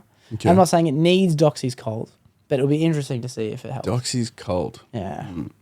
First one being that I used to tell people a lot about is that from now on when we see ads on YouTube and stuff, no one ever buy that product ever again. Love it. You know? Yeah. And because we're feeding the machine of advertisements, you know? So It's we like just Fight Club, yeah. you just need to like no more. So then all of a sudden if no one eat KFC, you see an ad, that's it. No more KFC. And it would actually help us. You know what I mean? It's true. Imagine we lived in a society where the less you've seen of something, the more incisive you were to buy it. Yes. Everyone would, because bro, I think about how ads are actually going to become in the next few years. Have you seen Black Mirror? Yeah. That's going to be our lives, bro. I know. Yeah, and I'm Scary scared. shit, bro. Dude. I'm Yeah, it's scared. fucked. Every day I look at YouTube Red, I'm like, oh, I should do it. Yeah, I You know. know, just to get rid Do you of buy the shit on ads. YouTube? I don't buy nothing on YouTube. Like when it comes to like shopping and shit. Is that what you mean? Yeah. Nah, I don't buy nothing on YouTube. I once saw an Instagram ad for like this sweater. It had like this really cool like eagle and it said Alaska and it was like pine trees. I was like, that's kind of dope. So I bought it, right? Yeah. $70 it cost Yeah. me. When I got it, bro, it was the fucking cheapest knockoff version. It was like the bird. If I could show you, man, you'd laugh. So the bird was like, it had like one wing out here and then like one out here. Like in the picture, it was like this graceful bald eagle, and this was literally looked like a colorful pigeon, but it was like cartoon. It was like That's so bad. And then the pine trees were just like small, like green stitching, just one line. I'm like, what the heck is this shit, bro? That's mad. And so I tried to complain and get a refund, and they were like, we'll give you a $5 refund, but perhaps you could gift it to a friend and stuff. I went through 5 emails, and they finally gave me a $30 refund, and I just kept the fucking thing. And I still have it, and I still wear it. Yeah, nice. It's not a bad $40 jumper. No, not bad. Yeah. $70 though. Whoa. Yeah. Slow your roll, buddy. No, that's cool. I seen an ad on Instagram a couple of days ago about it was Milwaukee Packout, which is like a tool organizing mechanism that we all love using inside the trade. And it was like $30, and I'm looking at this thing like this is $1,000 setup. Like I gotta check this out. Like, I know it's fake, but I have to see. And then everything that was advertised was like, I know what this thing's worth. This is $2,000. They're selling it for $45. Yeah.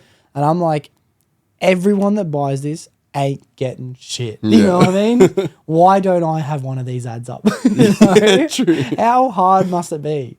It's literally on my Instagram feed. Lies. You know? Yeah. No, but it's like you'll get it and it'll be like a miniature version. Like they'll give me like a photo of it. Yeah. Yeah. Because you know how those things work is like they have the product, but they've never seen the product. So they're just like the middleman for like, Yeah. we pay them this and then they send it to you. So it's like they have no guarantee that it's good quality or not. Yeah.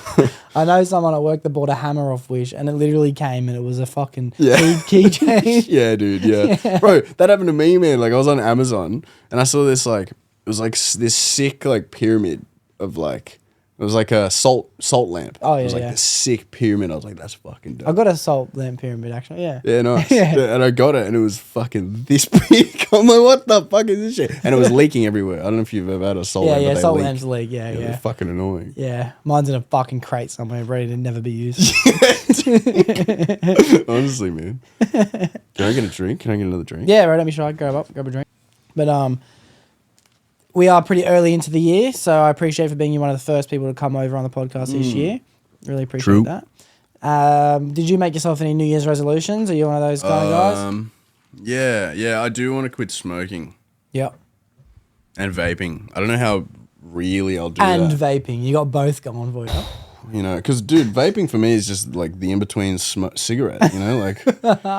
Oh, it's bad, bro. It's so bad, man. I'm so Fuck. addicted, and I'm so addicted to dopamine lately. Since these have hit the market, like Yeah. I don't know, it's just so bad, man. Yeah. And like Have you ever tried Zins? Zins, Zin. what's that? A Zin Is is this like your a sponsor? It's like a little. It's not a sponsor, Okay. but it's like a little packet of nicotine pouches, and you place them inside your gums, and it's a sort of slow release of nicotine throughout the day. Okay. I'm no scientist, so I'm not saying this to be as a fact, but from what I heard that doctors only say the side effects of taking these are an addiction for nicotine. Other than that, there's no side effects that your body goes through. In fact, it actually helps create faster focus, faster metabolism, faster indigestion, all these other things that can come from it, better blood flow circulation. And it's just a piece of nicotine that you stick in your gum, and they have flavored ones. I've got a bunch of different flavors, but they're fucking strong. Yeah, Like, right. Do you you put like, get one knocked in, out, and it's like you're like, do you you're feel literally sick? like this. Yeah. Yeah. First couple you have, you feel sick. Yeah. It's a big hit. But yeah, other than the fact that it's addicting, they don't reckon there's anything wrong with them. And I thought I'd get on them to get off vapes. It's not the same thing. It's actually the process in vaping that I'm addicted to, not the Like the nicotine. hand to mouth thing. But it's like, I'm not going to be doing them like I thought I would. They're too strong, bro. Yeah. If I need to dial into the computer, like edit, I'll whack one in and I'm fucking in, bro. Damn, bro. Like, That's it's kind of good. dope. It's pretty cool. Yeah, nice. Yeah, so I'd recommend trying it. I'll give you a Zin if you want on the way. Yeah, I out. wouldn't mind. Yeah. Yeah. I'm driving. Holy fuck. man. Yeah. It's like, it starts off really cold as fuck, like almost like a right. burning No sensation way. of cold. Wow. And then you just start to feel the flavor. But you just knuckle through the burning feeling for about 5 minutes.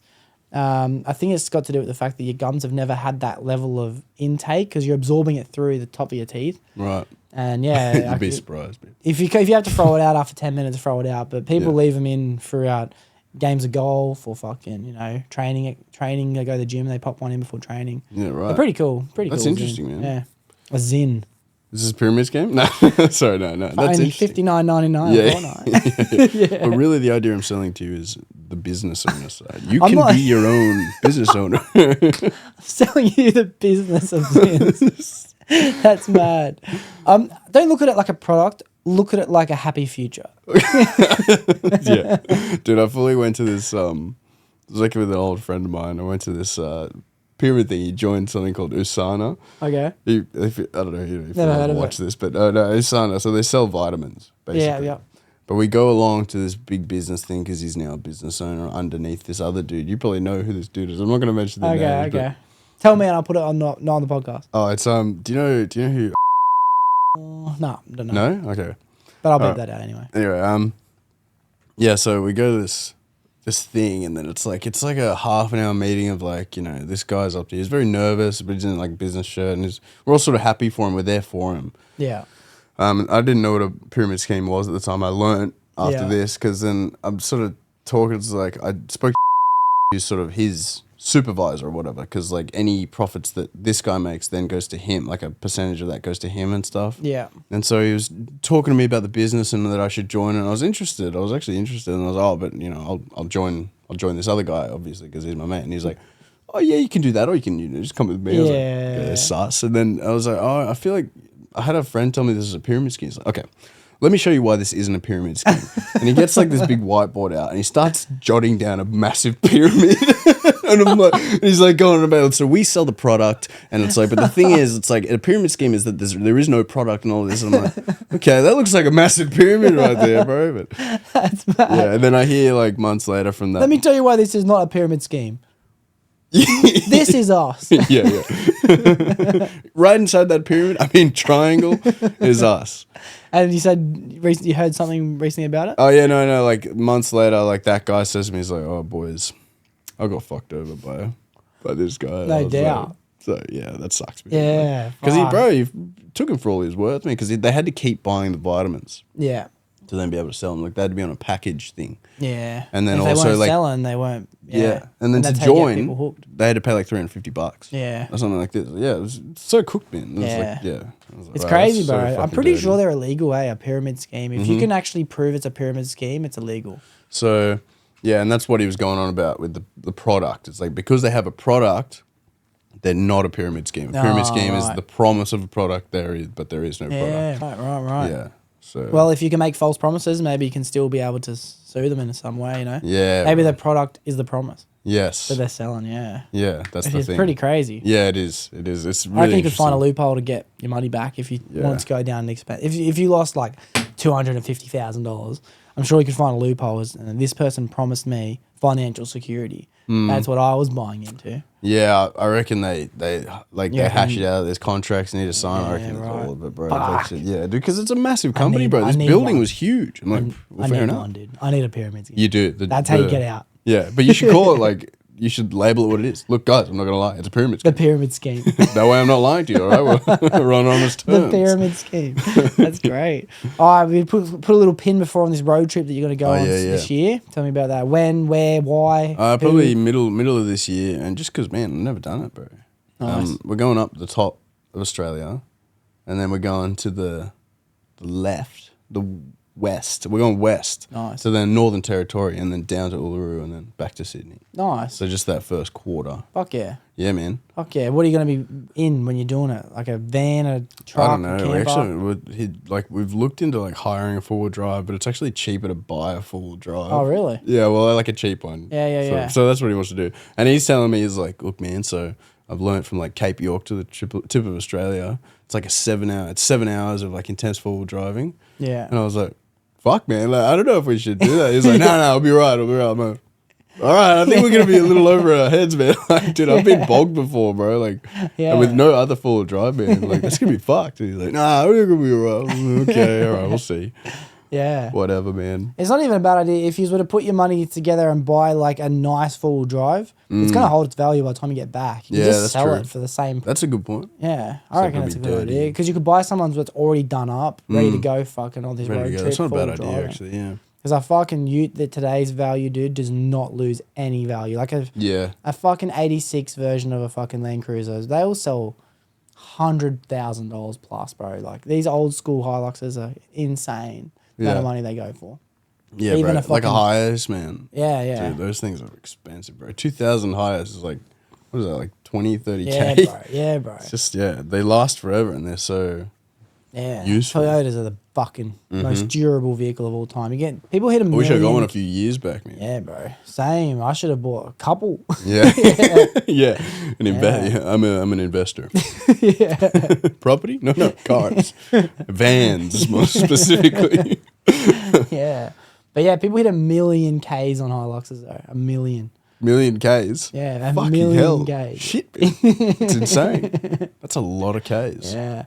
I'm very fortunate enough to have a work vehicle. I haven't even owned a car since I was a kid. Like 17, I think I owned my car. I haven't owned one since. Yeah. I missed that car, the one I owned at 17. Yeah, Got me it for too. $3,000. Ford Focus. Bro, Nice. man, that thing saw a lot of hot boxes. Yeah. Hey, now we're on the topic of hot boxes. We need to put a pin on psychedelics before too. So Nice segue. Yeah. let's go down that. You did mention, you started to mention your last psychedelic experience. Oh, yeah, bro. I did mushrooms. Yeah. Have you heard of a magic mushroom called penis envy mushroom? Penis envy. Yeah, penis envy. Never heard of it, dude. So I'd heard about it. It was like Duncan Trussel or something. Yeah. He did like some. Oh, penis envy, Mike. There I was. Oh, that was terrible. That was really good. That was awful. Oh, there I was, Joe, in the penis envy mushroom. I tell you, Joe. Yeah, so you know who he is. Yeah, I love Duncan Trussel. Me and my mate Reese, shout out to Reese. And if you haven't checked out the Reese podcast, there's a link in the description. That was only a few episodes ago. We have this inside joke about there was an episode where Joe had Duncan on and he was showing him a video of a monkey ripping off a person's face. And he's trying to show him and Duncan's like, no, Joe, I don't want to watch that, Joe. And then Joe pulls up. He's like, no, Joe! Love Duncan Trussel. Oh, that's funny. Yeah, Go but he did this trip report thing, and he was saying, it's like, so there I was, I was with a girl, and we were going out. It was going to be some spiritual experience or something. It's something called penis envy mushroom, something like that. And I was like, penis envy? Weird. Wonder why they call it penis envy. That was my first thought. Yeah. And then let's take it. he said he took like a dose that he would normally take, but then it was like 15 minutes in it, like he heard some voice saying it's like we're gonna take over now. I was like, yeah, just much like Jim and Andy. Maybe he was on penis envy mushroom. Yeah. No, but yeah, and so he talking about this wacky. So that's the only time I'd heard about it. Yeah. And then my mate's like, "Oh, bro, I got shrooms." I was like, "Oh, fucking really? I've been thinking about doing shrooms, but my thing with psychedelics is like I always let the psychedelics come to me, man." I was thinking it as you were saying it, bro. Yeah. The shrooms came to you. Bro. Yeah, exactly. Yeah. Well, that's what I was thinking. Yeah. And dude, yeah. So he's got 2 ounces of them. He's got 2 massive bags of these mushrooms. I was like, oh my God. And I was like, can I buy maybe 4 grams? And he's like, yeah, but I don't have scales. I was like, oh, good, I'll go get some scales. So I went out to Kmart. And they didn't go in milligram, they only went in gram. So I reckon this guy accidentally sold me 7 grams of mushrooms because he was loading it on. Finally flick up to 1. Oh, okay, cool. Nice. Yeah, so I got that. A heroic dose. Yeah. Nice. No, but I didn't take them all. Okay. The idea was going to take them with some friends. And we brewed it into a tea. And that was pretty chill. We probably put 1.5 grams in there. And there was maybe 3 mushrooms left, 3 little mushrooms. And then, so yeah, we brewed it into a tea, we drank it. And that was pretty trippy, pretty wavy, not many visuals and stuff. But then, it was full on, a really intense feeling. The body high was super intense, almost uncomfortable. And then one night, I was out drinking. And I still had these little mushrooms left. This is the stupidest thing. It's so embarrassing, actually. This whole story. It's all right, I got plenty of embarrassing So ones. I was at Fiddler with a mate, and I was playing Pokies, and I'd won the Pokies. Yeah. And I was up. And then I was like, I'm going to go home and take the shrooms. So I did that. I went home. I took the shrooms, and I drove to the pub near my place because I was like, I'm going to take the shrooms, I'm going to go play the Pokies. Nice. And then maybe it'll tell me how bad they are. There we go. So stupid, man. Really so stupid, bro. And I'm playing, so I take all of them. I tell my girlfriend, I was like, hey, I'm taking the shrooms, I might need your help. That's all it is. But so I drove up to the pub. Just a pre-SOS. Yeah, exactly, yeah. And I'm playing the Pokies, and I'm like, fucking, literally 20 minutes. I'm like, oh, fucking shit, man. I feel weird, eh? And the icons on the Pokies were sticking out. One of the dudes was like, I was like, God, I gotta get the fuck out. Yeah, exactly. No, I gotta get the fuck out of here. I'm thinking, so I just collect my money and go. And I step out of the car park, and they had this air conditioner buzzing. It was like, and I'm like, holy fuck, man. The road's already moving like this. I'm like, dude, this is way more than the last trip. It's only been 20 minutes. Yeah. And I get in the car because I think it's going to calm me down, but I'm sitting there, feels like I'm in some alien spaceship. I'm like, nah, bro. So I get out. I'm like, I need to call someone. I just need to talk to someone right now. And I'm trying to call everyone I know. It's 1 a.m. at this point. Yeah. It's so dumb. Yeah. It's 1 a.m. I'm trying to call everyone I know. And I can't get onto anyone. So it's I'm hearing this from the air conditioner. And then it's just the person you're trying to call is unavailable. It's constant. It's some fever Time dream. loop, bro. It's a time loop. Yeah. And then everything started echoing. Have you had that before where sound starts echoing? Yeah. So that was wild to me. I've never had that before. And I've done stuff. I've done plenty of psychedelics, but never to this dose. Yeah. And because I only took such a little bit, these things were so strong. And in a tea, it didn't quite hit it. Yeah, but when right. I ate them, it was so strong. And so I'm like, fuck this. I need to get home as quick as I can. So I hop in the car. I like hit on the road, and surprisingly, it felt okay to drive. Like I felt fine, but like the road, like the lines in the middle of the road started becoming one line. Yeah. And it was like I couldn't tell what materials were anymore. I was like, what the fuck? Like concrete. Perfect state of driving. yeah, exactly. I felt fine. I felt like I was floating. Yeah. No, but I swear to God, I got every single red light, man. Like it wasn't even that. I wasn't that far. It was probably like a 3-4 minute drive. Yeah. But like, and I don't condone this either. I don't condone doing I'm just what I do. clarifying that everything that's said on this podcast is just for entertainment based Yeah, purposes. yeah. Nothing, not everything is real on this It's true. podcast. Yeah. I'm an actor.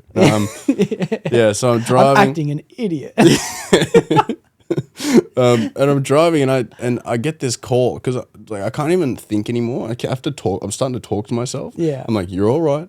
You're okay. You just got to get home. You just got to go home. You're taking some mushrooms. It's all good, man. Like, yes. I would have seemed like a crazy person. Yeah. But my You're at mate. the bus stop just with your arms out. No car, is what you're saying. Yeah.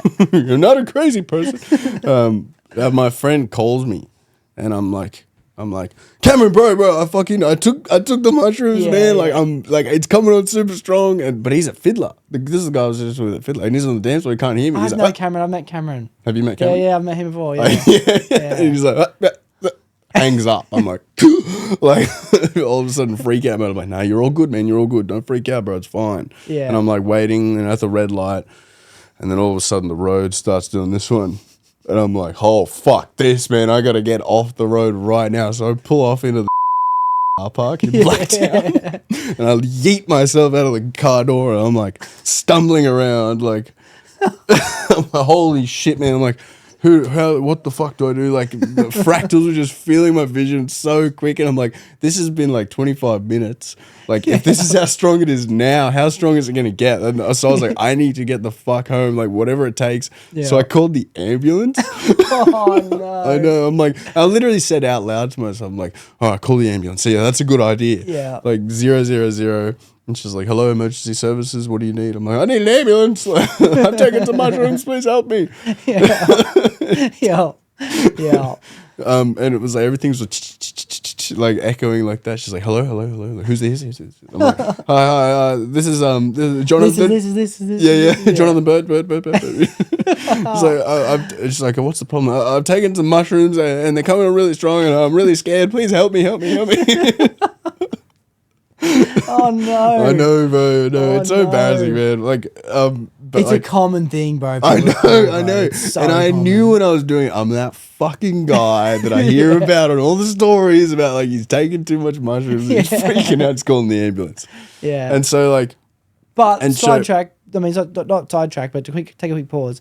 How good is it that it's built into our subconscious brain that we can call the ambulance no matter what? Yeah, that's Doesn't interesting. matter how much we know we're that guy, we still have that part of our brain to take over and be like, this is what we need to do. Yeah, because You I was know? worried I was losing all. Like, it was like, Yeah. I was heading into ego death, man. I don't Yeah. actually know if I ever got there, but I got fucking close, man. Like, but it was like, I was just losing all capability to think. That's why I was talking Yeah. out loud. Like, I couldn't think. It was like 000. I could do that. Yeah. I couldn't. I was looking at my phone. It was like, what the fuck am I looking at right now? Yeah. And like, so she's like, okay, Jonathan, like, there'll be an ambulance dispatched in 2 hours. I'm like, 2 hours? Like, bro, like I've been here for fucking half an hour now, man. Oh, no. I know, man. And so like, she's like, okay, well, where are you? Yeah, she was asking me, where are you? And so I stumble out onto the main road. I'm like, looking around like, I'm looking for a street sign. I'm like, I don't know. Yeah. She's like, okay. I could tell she was pissed off with me. She's like, all right, well, yeah, be there in 2 hours. I'm like, okay, I'm so sorry. Yeah, I'm sorry. Please just come and knock me out. I'm so sorry. Like, so I hang up. And then, like, my girlfriend is working at Yeah. and I'm like, I can't figure out how to use a thing, but I'm like, I can use Siri. So I fall to the floor. Or I'm on the floor and I'm spooning the island in the car park. I know, man. I know. I'm spooning the island and like right next to the road. Like anyone driving past must have thought, what the fuck is that idiot doing? Yeah. Fuck, I can relate so much to this story, bro. Oh, really? Yeah, I'm that guy, dude. Dude, thank God, man. But like, so I use Siri. I'm like, hey Siri, it's just like, you know, Yeah. I'm like, call, and then it goes to my manager's voice. Hi, you've called. I'm like, fuck off, one to get to the thing, and then someone answers. I'm like, hello. She's like, hello, who's this? I'm like, it's Jono, who's this? It's Jade. Oh, Jade! She's like, please, I need your help. I'm taking the mushrooms. I'm freaking out. There's an ambulance coming. I'm on the floor. Legit, I said to her, I'm literally on the floor. I'm so scared right now. And she's like, okay, all right, do you need me to come right now? I'm like, yes, please come. So she's like, I'll call you from my phone in 5 minutes. I'll leave right now. I'm like, oh, thank God, man. I'm freaking out, bro. That 5 minutes felt like an eternity. God. I've been there, bro. I've been there. Like, it's crazy how intense it can get, how quick, bro. Dude. And I've had, as you said, multiple experiences on psychedelics before.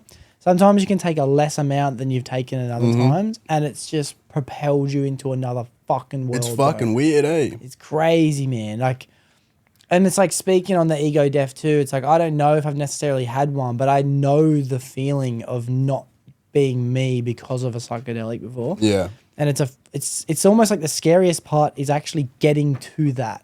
Yeah. I reckon once you get to that, it's no longer scary. You're like, oh, I'm nothing. I'm dead. I'm not alive. Yeah, whatever. it's the point of letting go of yourself that's scary. You know, and it's like, I've had a time where I've taken it, and it's like everyone I looked at on mushrooms, for example, everyone I looked at was looking at me and talking to me to get answers that they were looking for. And I wouldn't respond, but the eye contact gave them the answer. And I'd just be like, they'd be talking to me, and then I'd look at them and they'd be like, oh, thank God. And I'm just like, what the fuck is happening, bro? I'm tripping out so hard. I'm like, it's freaking Were they looking out. away from you when you look at them? But no, they'd be looking at me, and then as soon as I looked at them, they'd look away, and then they had the answers to continue on with some other journey. Yeah. Wow. And then it's like they'd be asking, oh, I swear one person literally said, oh, I'm talking to this girl, but I'm not exactly sure whether she's actually that into it. And then I looked him in the eyes and like, oh, okay, well, that's good to know. And then like, I'm just like, how can I possibly be experiencing this? Like, this is not happening. Like, this isn't happening, but it's happening. You know? Yeah. I'm tripped out so hard. Have you had those sort of like messiah thoughts? Yeah, it's the messiah complex is actually a terminology used to describe being the chosen one. Yes. You know, I've been the chosen one. Of course, it's a crazy experience, bro. How would you describe the messiah thoughts in your words? Well, I don't think I've ever. Oh, you've never experienced it. Yeah. Yeah. Well, yeah. For everyone listening who isn't aware, the messiah complex is a terminology used to describe a feeling in which people get, usually through a psychedelic, but you can also achieve them through a deep meditative position or even a isolation tank. It's just basically a way of thinking. It's a human experience of feeling like you are, everything revolves around you and you are the destined person to solve all the problems and you uphold all the information and you're almost like confused of the fact that how did I never know I was this person, but it makes sense that I haven't known it until now. You know, it's a really, you can relate yourself to Jesus Christ. You relate yourself to Moses. It's a really, really confronting, scary position to be in. And my belief since experiencing it is like, I believe this thing is always traveling between people, waiting for its next person to realize that they have it. But it only lasts a short window. And then it goes on to the next person, you know? It's a crazy experience. But that's assuming that time's linear, right? It's like... Of course, yeah. That's what's weird to me. And I often just find myself having these existential crises, like just like, oh my God, like we're all at once. I don't know. Yeah, everything like, always, all the time. Yeah. Yeah. Great film. I don't know if it's actually called that. No, I know, sorry, that film. What is that film called? Everything Everywhere All at Once. Yeah. Great. I haven't seen it, actually. You haven't seen it? Great trailer. I haven't even seen it. Dude, you should watch it. It's actually really cool, man. Yeah, I would love to watch that. But yeah, no, that's weird. I feel like, you know, going into the fourth dimension, time doesn't exist. Yeah. It's like... Well, to be fair, I had this deep conversation a few episodes ago with Damon and Scully. Great episode, great podcast. We discussed time. And my point was time isn't real at all. There's no such thing as movement forward in time. There's no such thing as going backwards in time travel.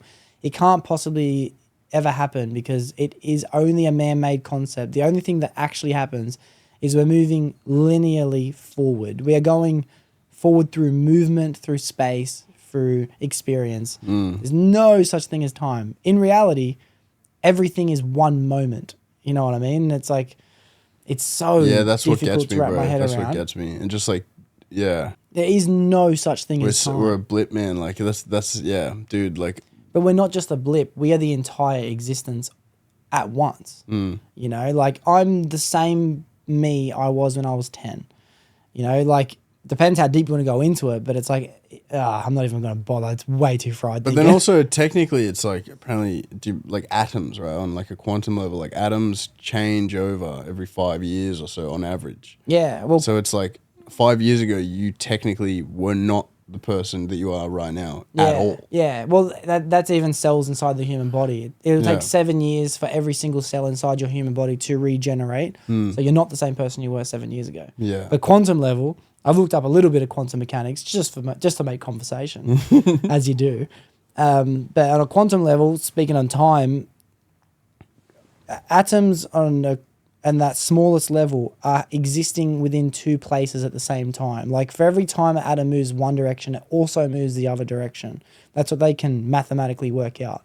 So in that sense, we are every experience we've ever had happening at the one time. I know. That's the literal definition of what's happening at a micro level. Yeah, dude. And that bringing that to a surface level is so hard to wrap your head around. You can't even imagine an atom doing it. You know Yeah, what I mean? know. Let alone Yeah. us. I know. It's like, yeah, no, genuinely. It's like, and it's like, the other thing is like this wall behind me only exists because you're looking at me seeing it. Yeah, yeah.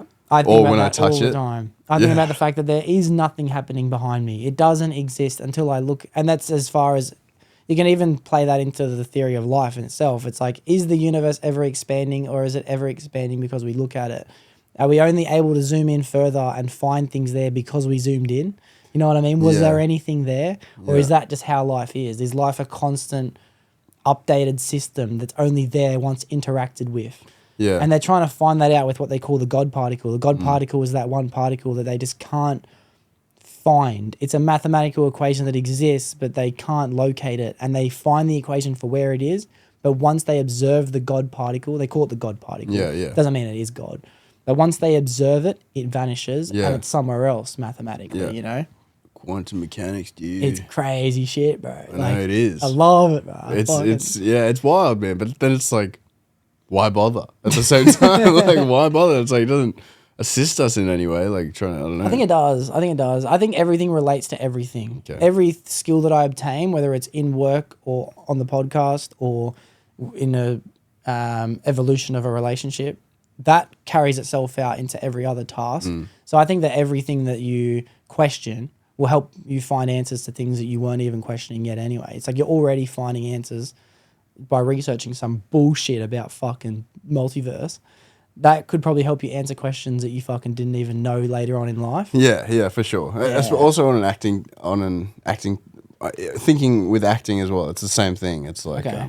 it's like every single instance. Like for example, just that concreting job. I will be able to draw on that if I ever have to play a character that is a tradie or something like that. Yeah, right? Like, yeah. There's same thing. Everything is everything. So Yeah. I don't mind. It's cool, eh? Yeah. It's cool. You know what It's a good positive outlook on life. I think it's 100%. like, you know, no experience is like wasted. Yeah. Essentially. What I'm just realizing now as I'm saying it is I'm so grateful to be at the age in which we are at with already this overflow of information ready for us to obtain, which we're already trickling into. You know?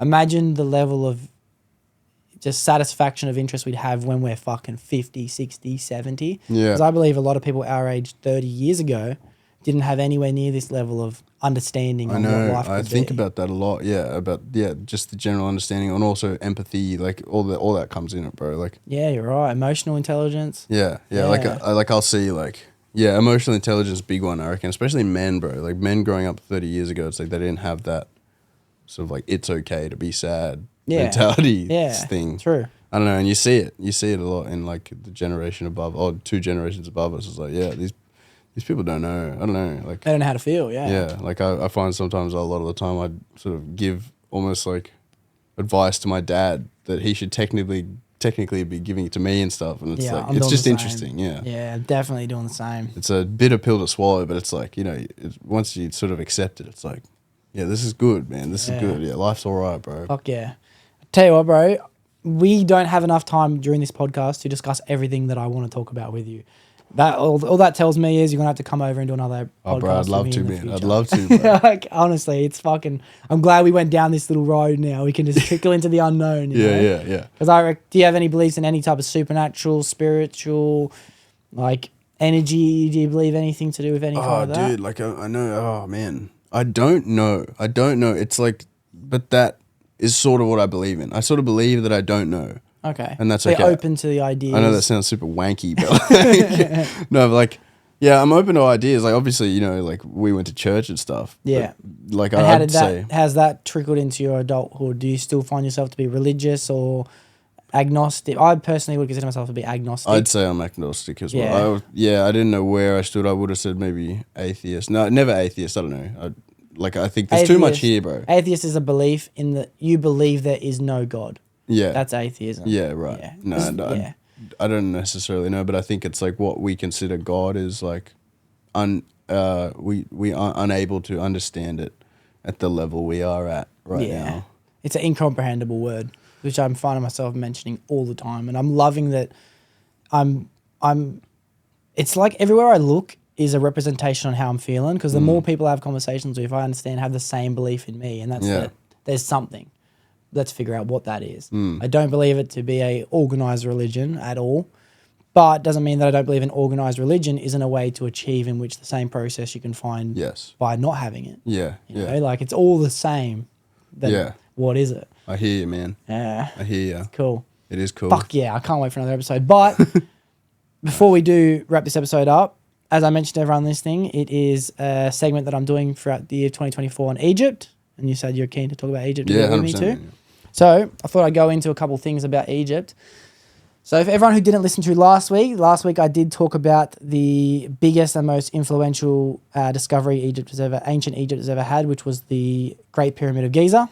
So if everyone who hasn't checked that out, please click the link in the description below where I talked about where it is, how big it is, compared it to some sizing other monuments, and also just some crazy facts about it too. Didn't dive too deep into the conspiracies because we haven't gotten to that yet.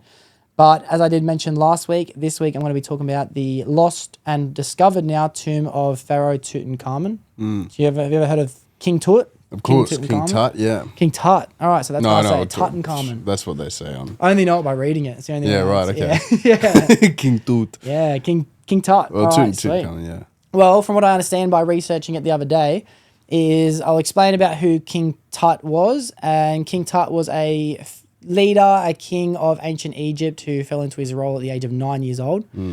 And he was one of the only ever kings to ever be worshipped as a deity while he was still alive. Most of the pharaohs were only ever worshipped after. And a deity being another word for like a god or a goddess, someone that they hold utmost respect and praise towards. His deity. Yeah, deity. Yeah. Deity, another word I've learned today. Yeah. Deity. I only know it by reading it. As I mentioned, he only became a pharaoh at the age of 9, which is pretty crazy, but he only lived a short life of 19 years old, so he only held position for 10 years. He was born in the year 1323 BC and died in the year 1341 BC, so about 3,300 years ago. He was the leader of Egypt.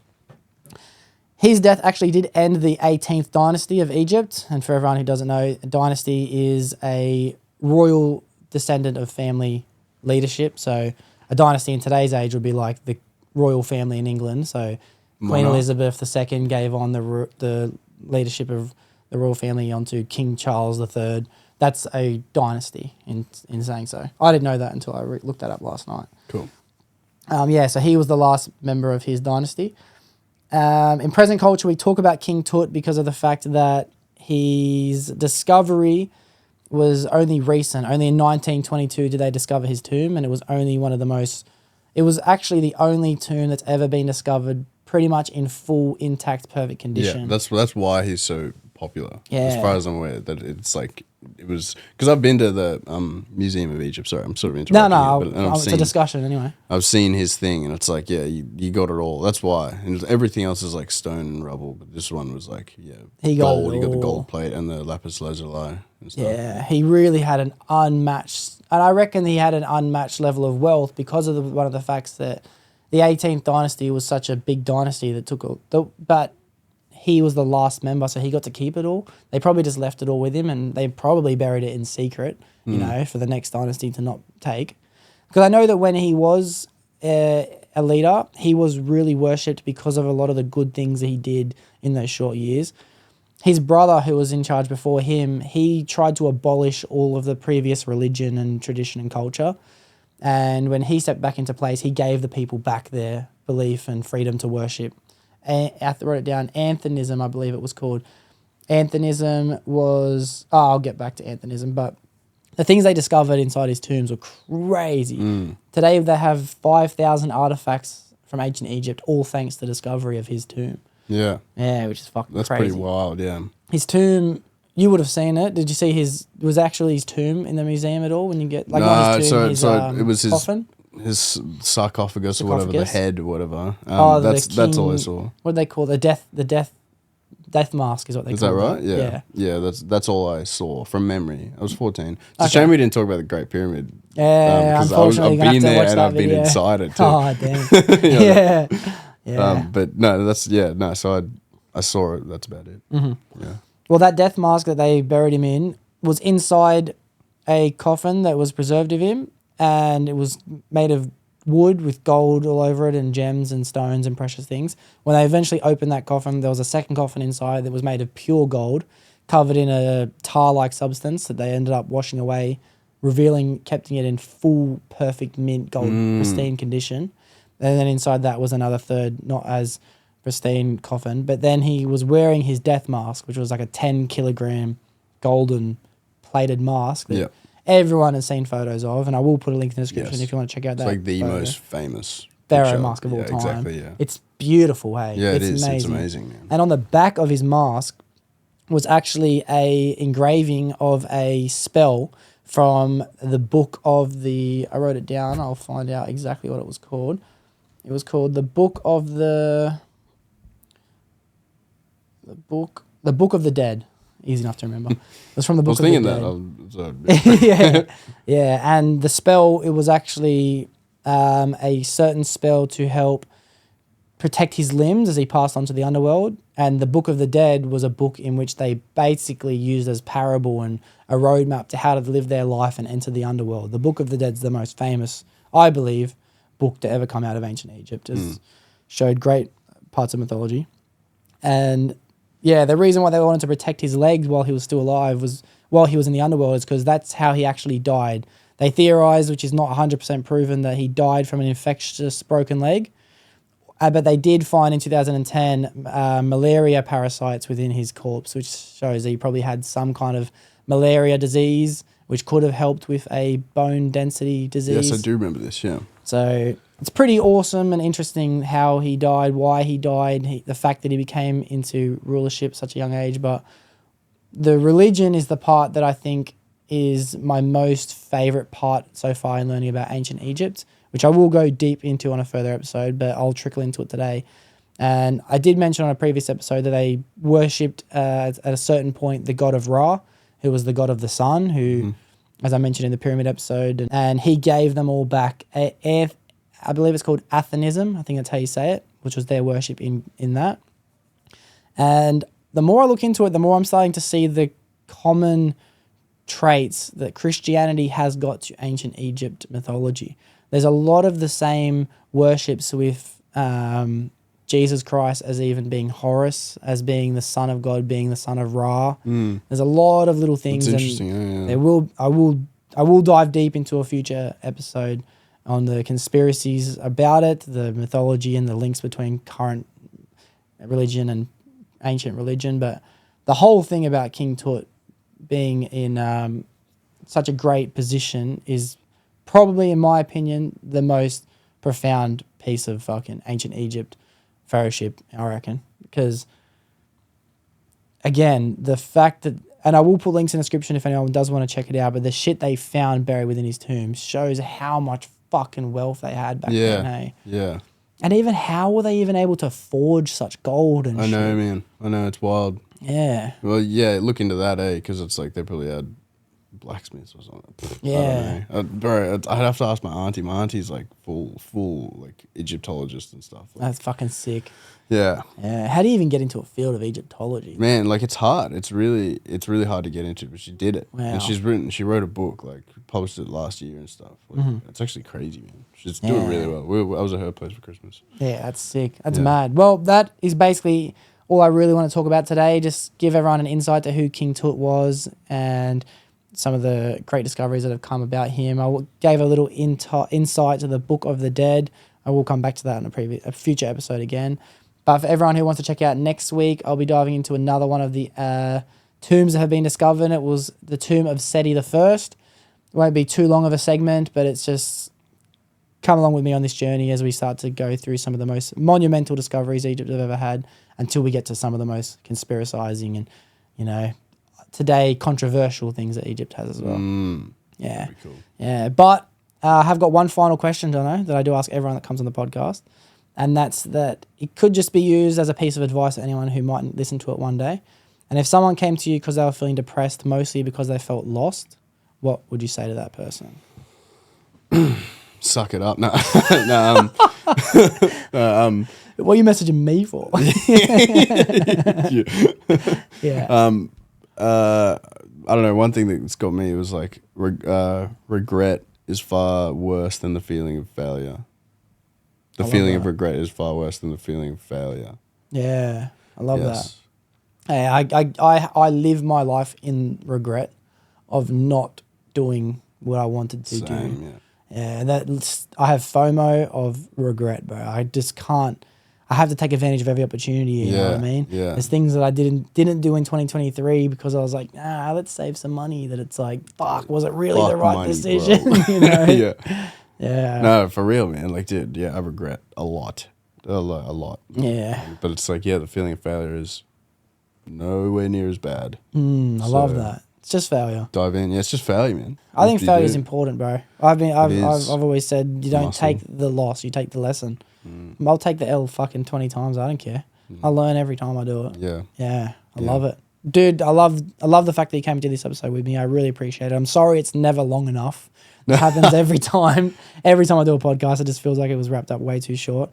But we will organise an episode again shortly in the future. I have 3 seats for guests, so we'll do a group podcast. I think it'd be nice to have you and someone else that I've had on the podcast before.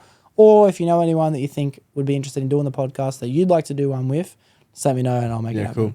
Yeah. Mad. Okay. We'll stay in contact. I would definitely want to do these short films. I want to try acting out with you. 100%. I'm writing some. We're getting together tomorrow to write some stuff. So. Yeah, fuck yeah. Mad. All right. For everyone, thank you for making it to the end of the episode. See you all next week. That's a wrap. Yeah, we heading for the sun. Jolly going high, I ain't tripping for the funds. Yeah, I won't start, I ain't tripping, I'm a stunt.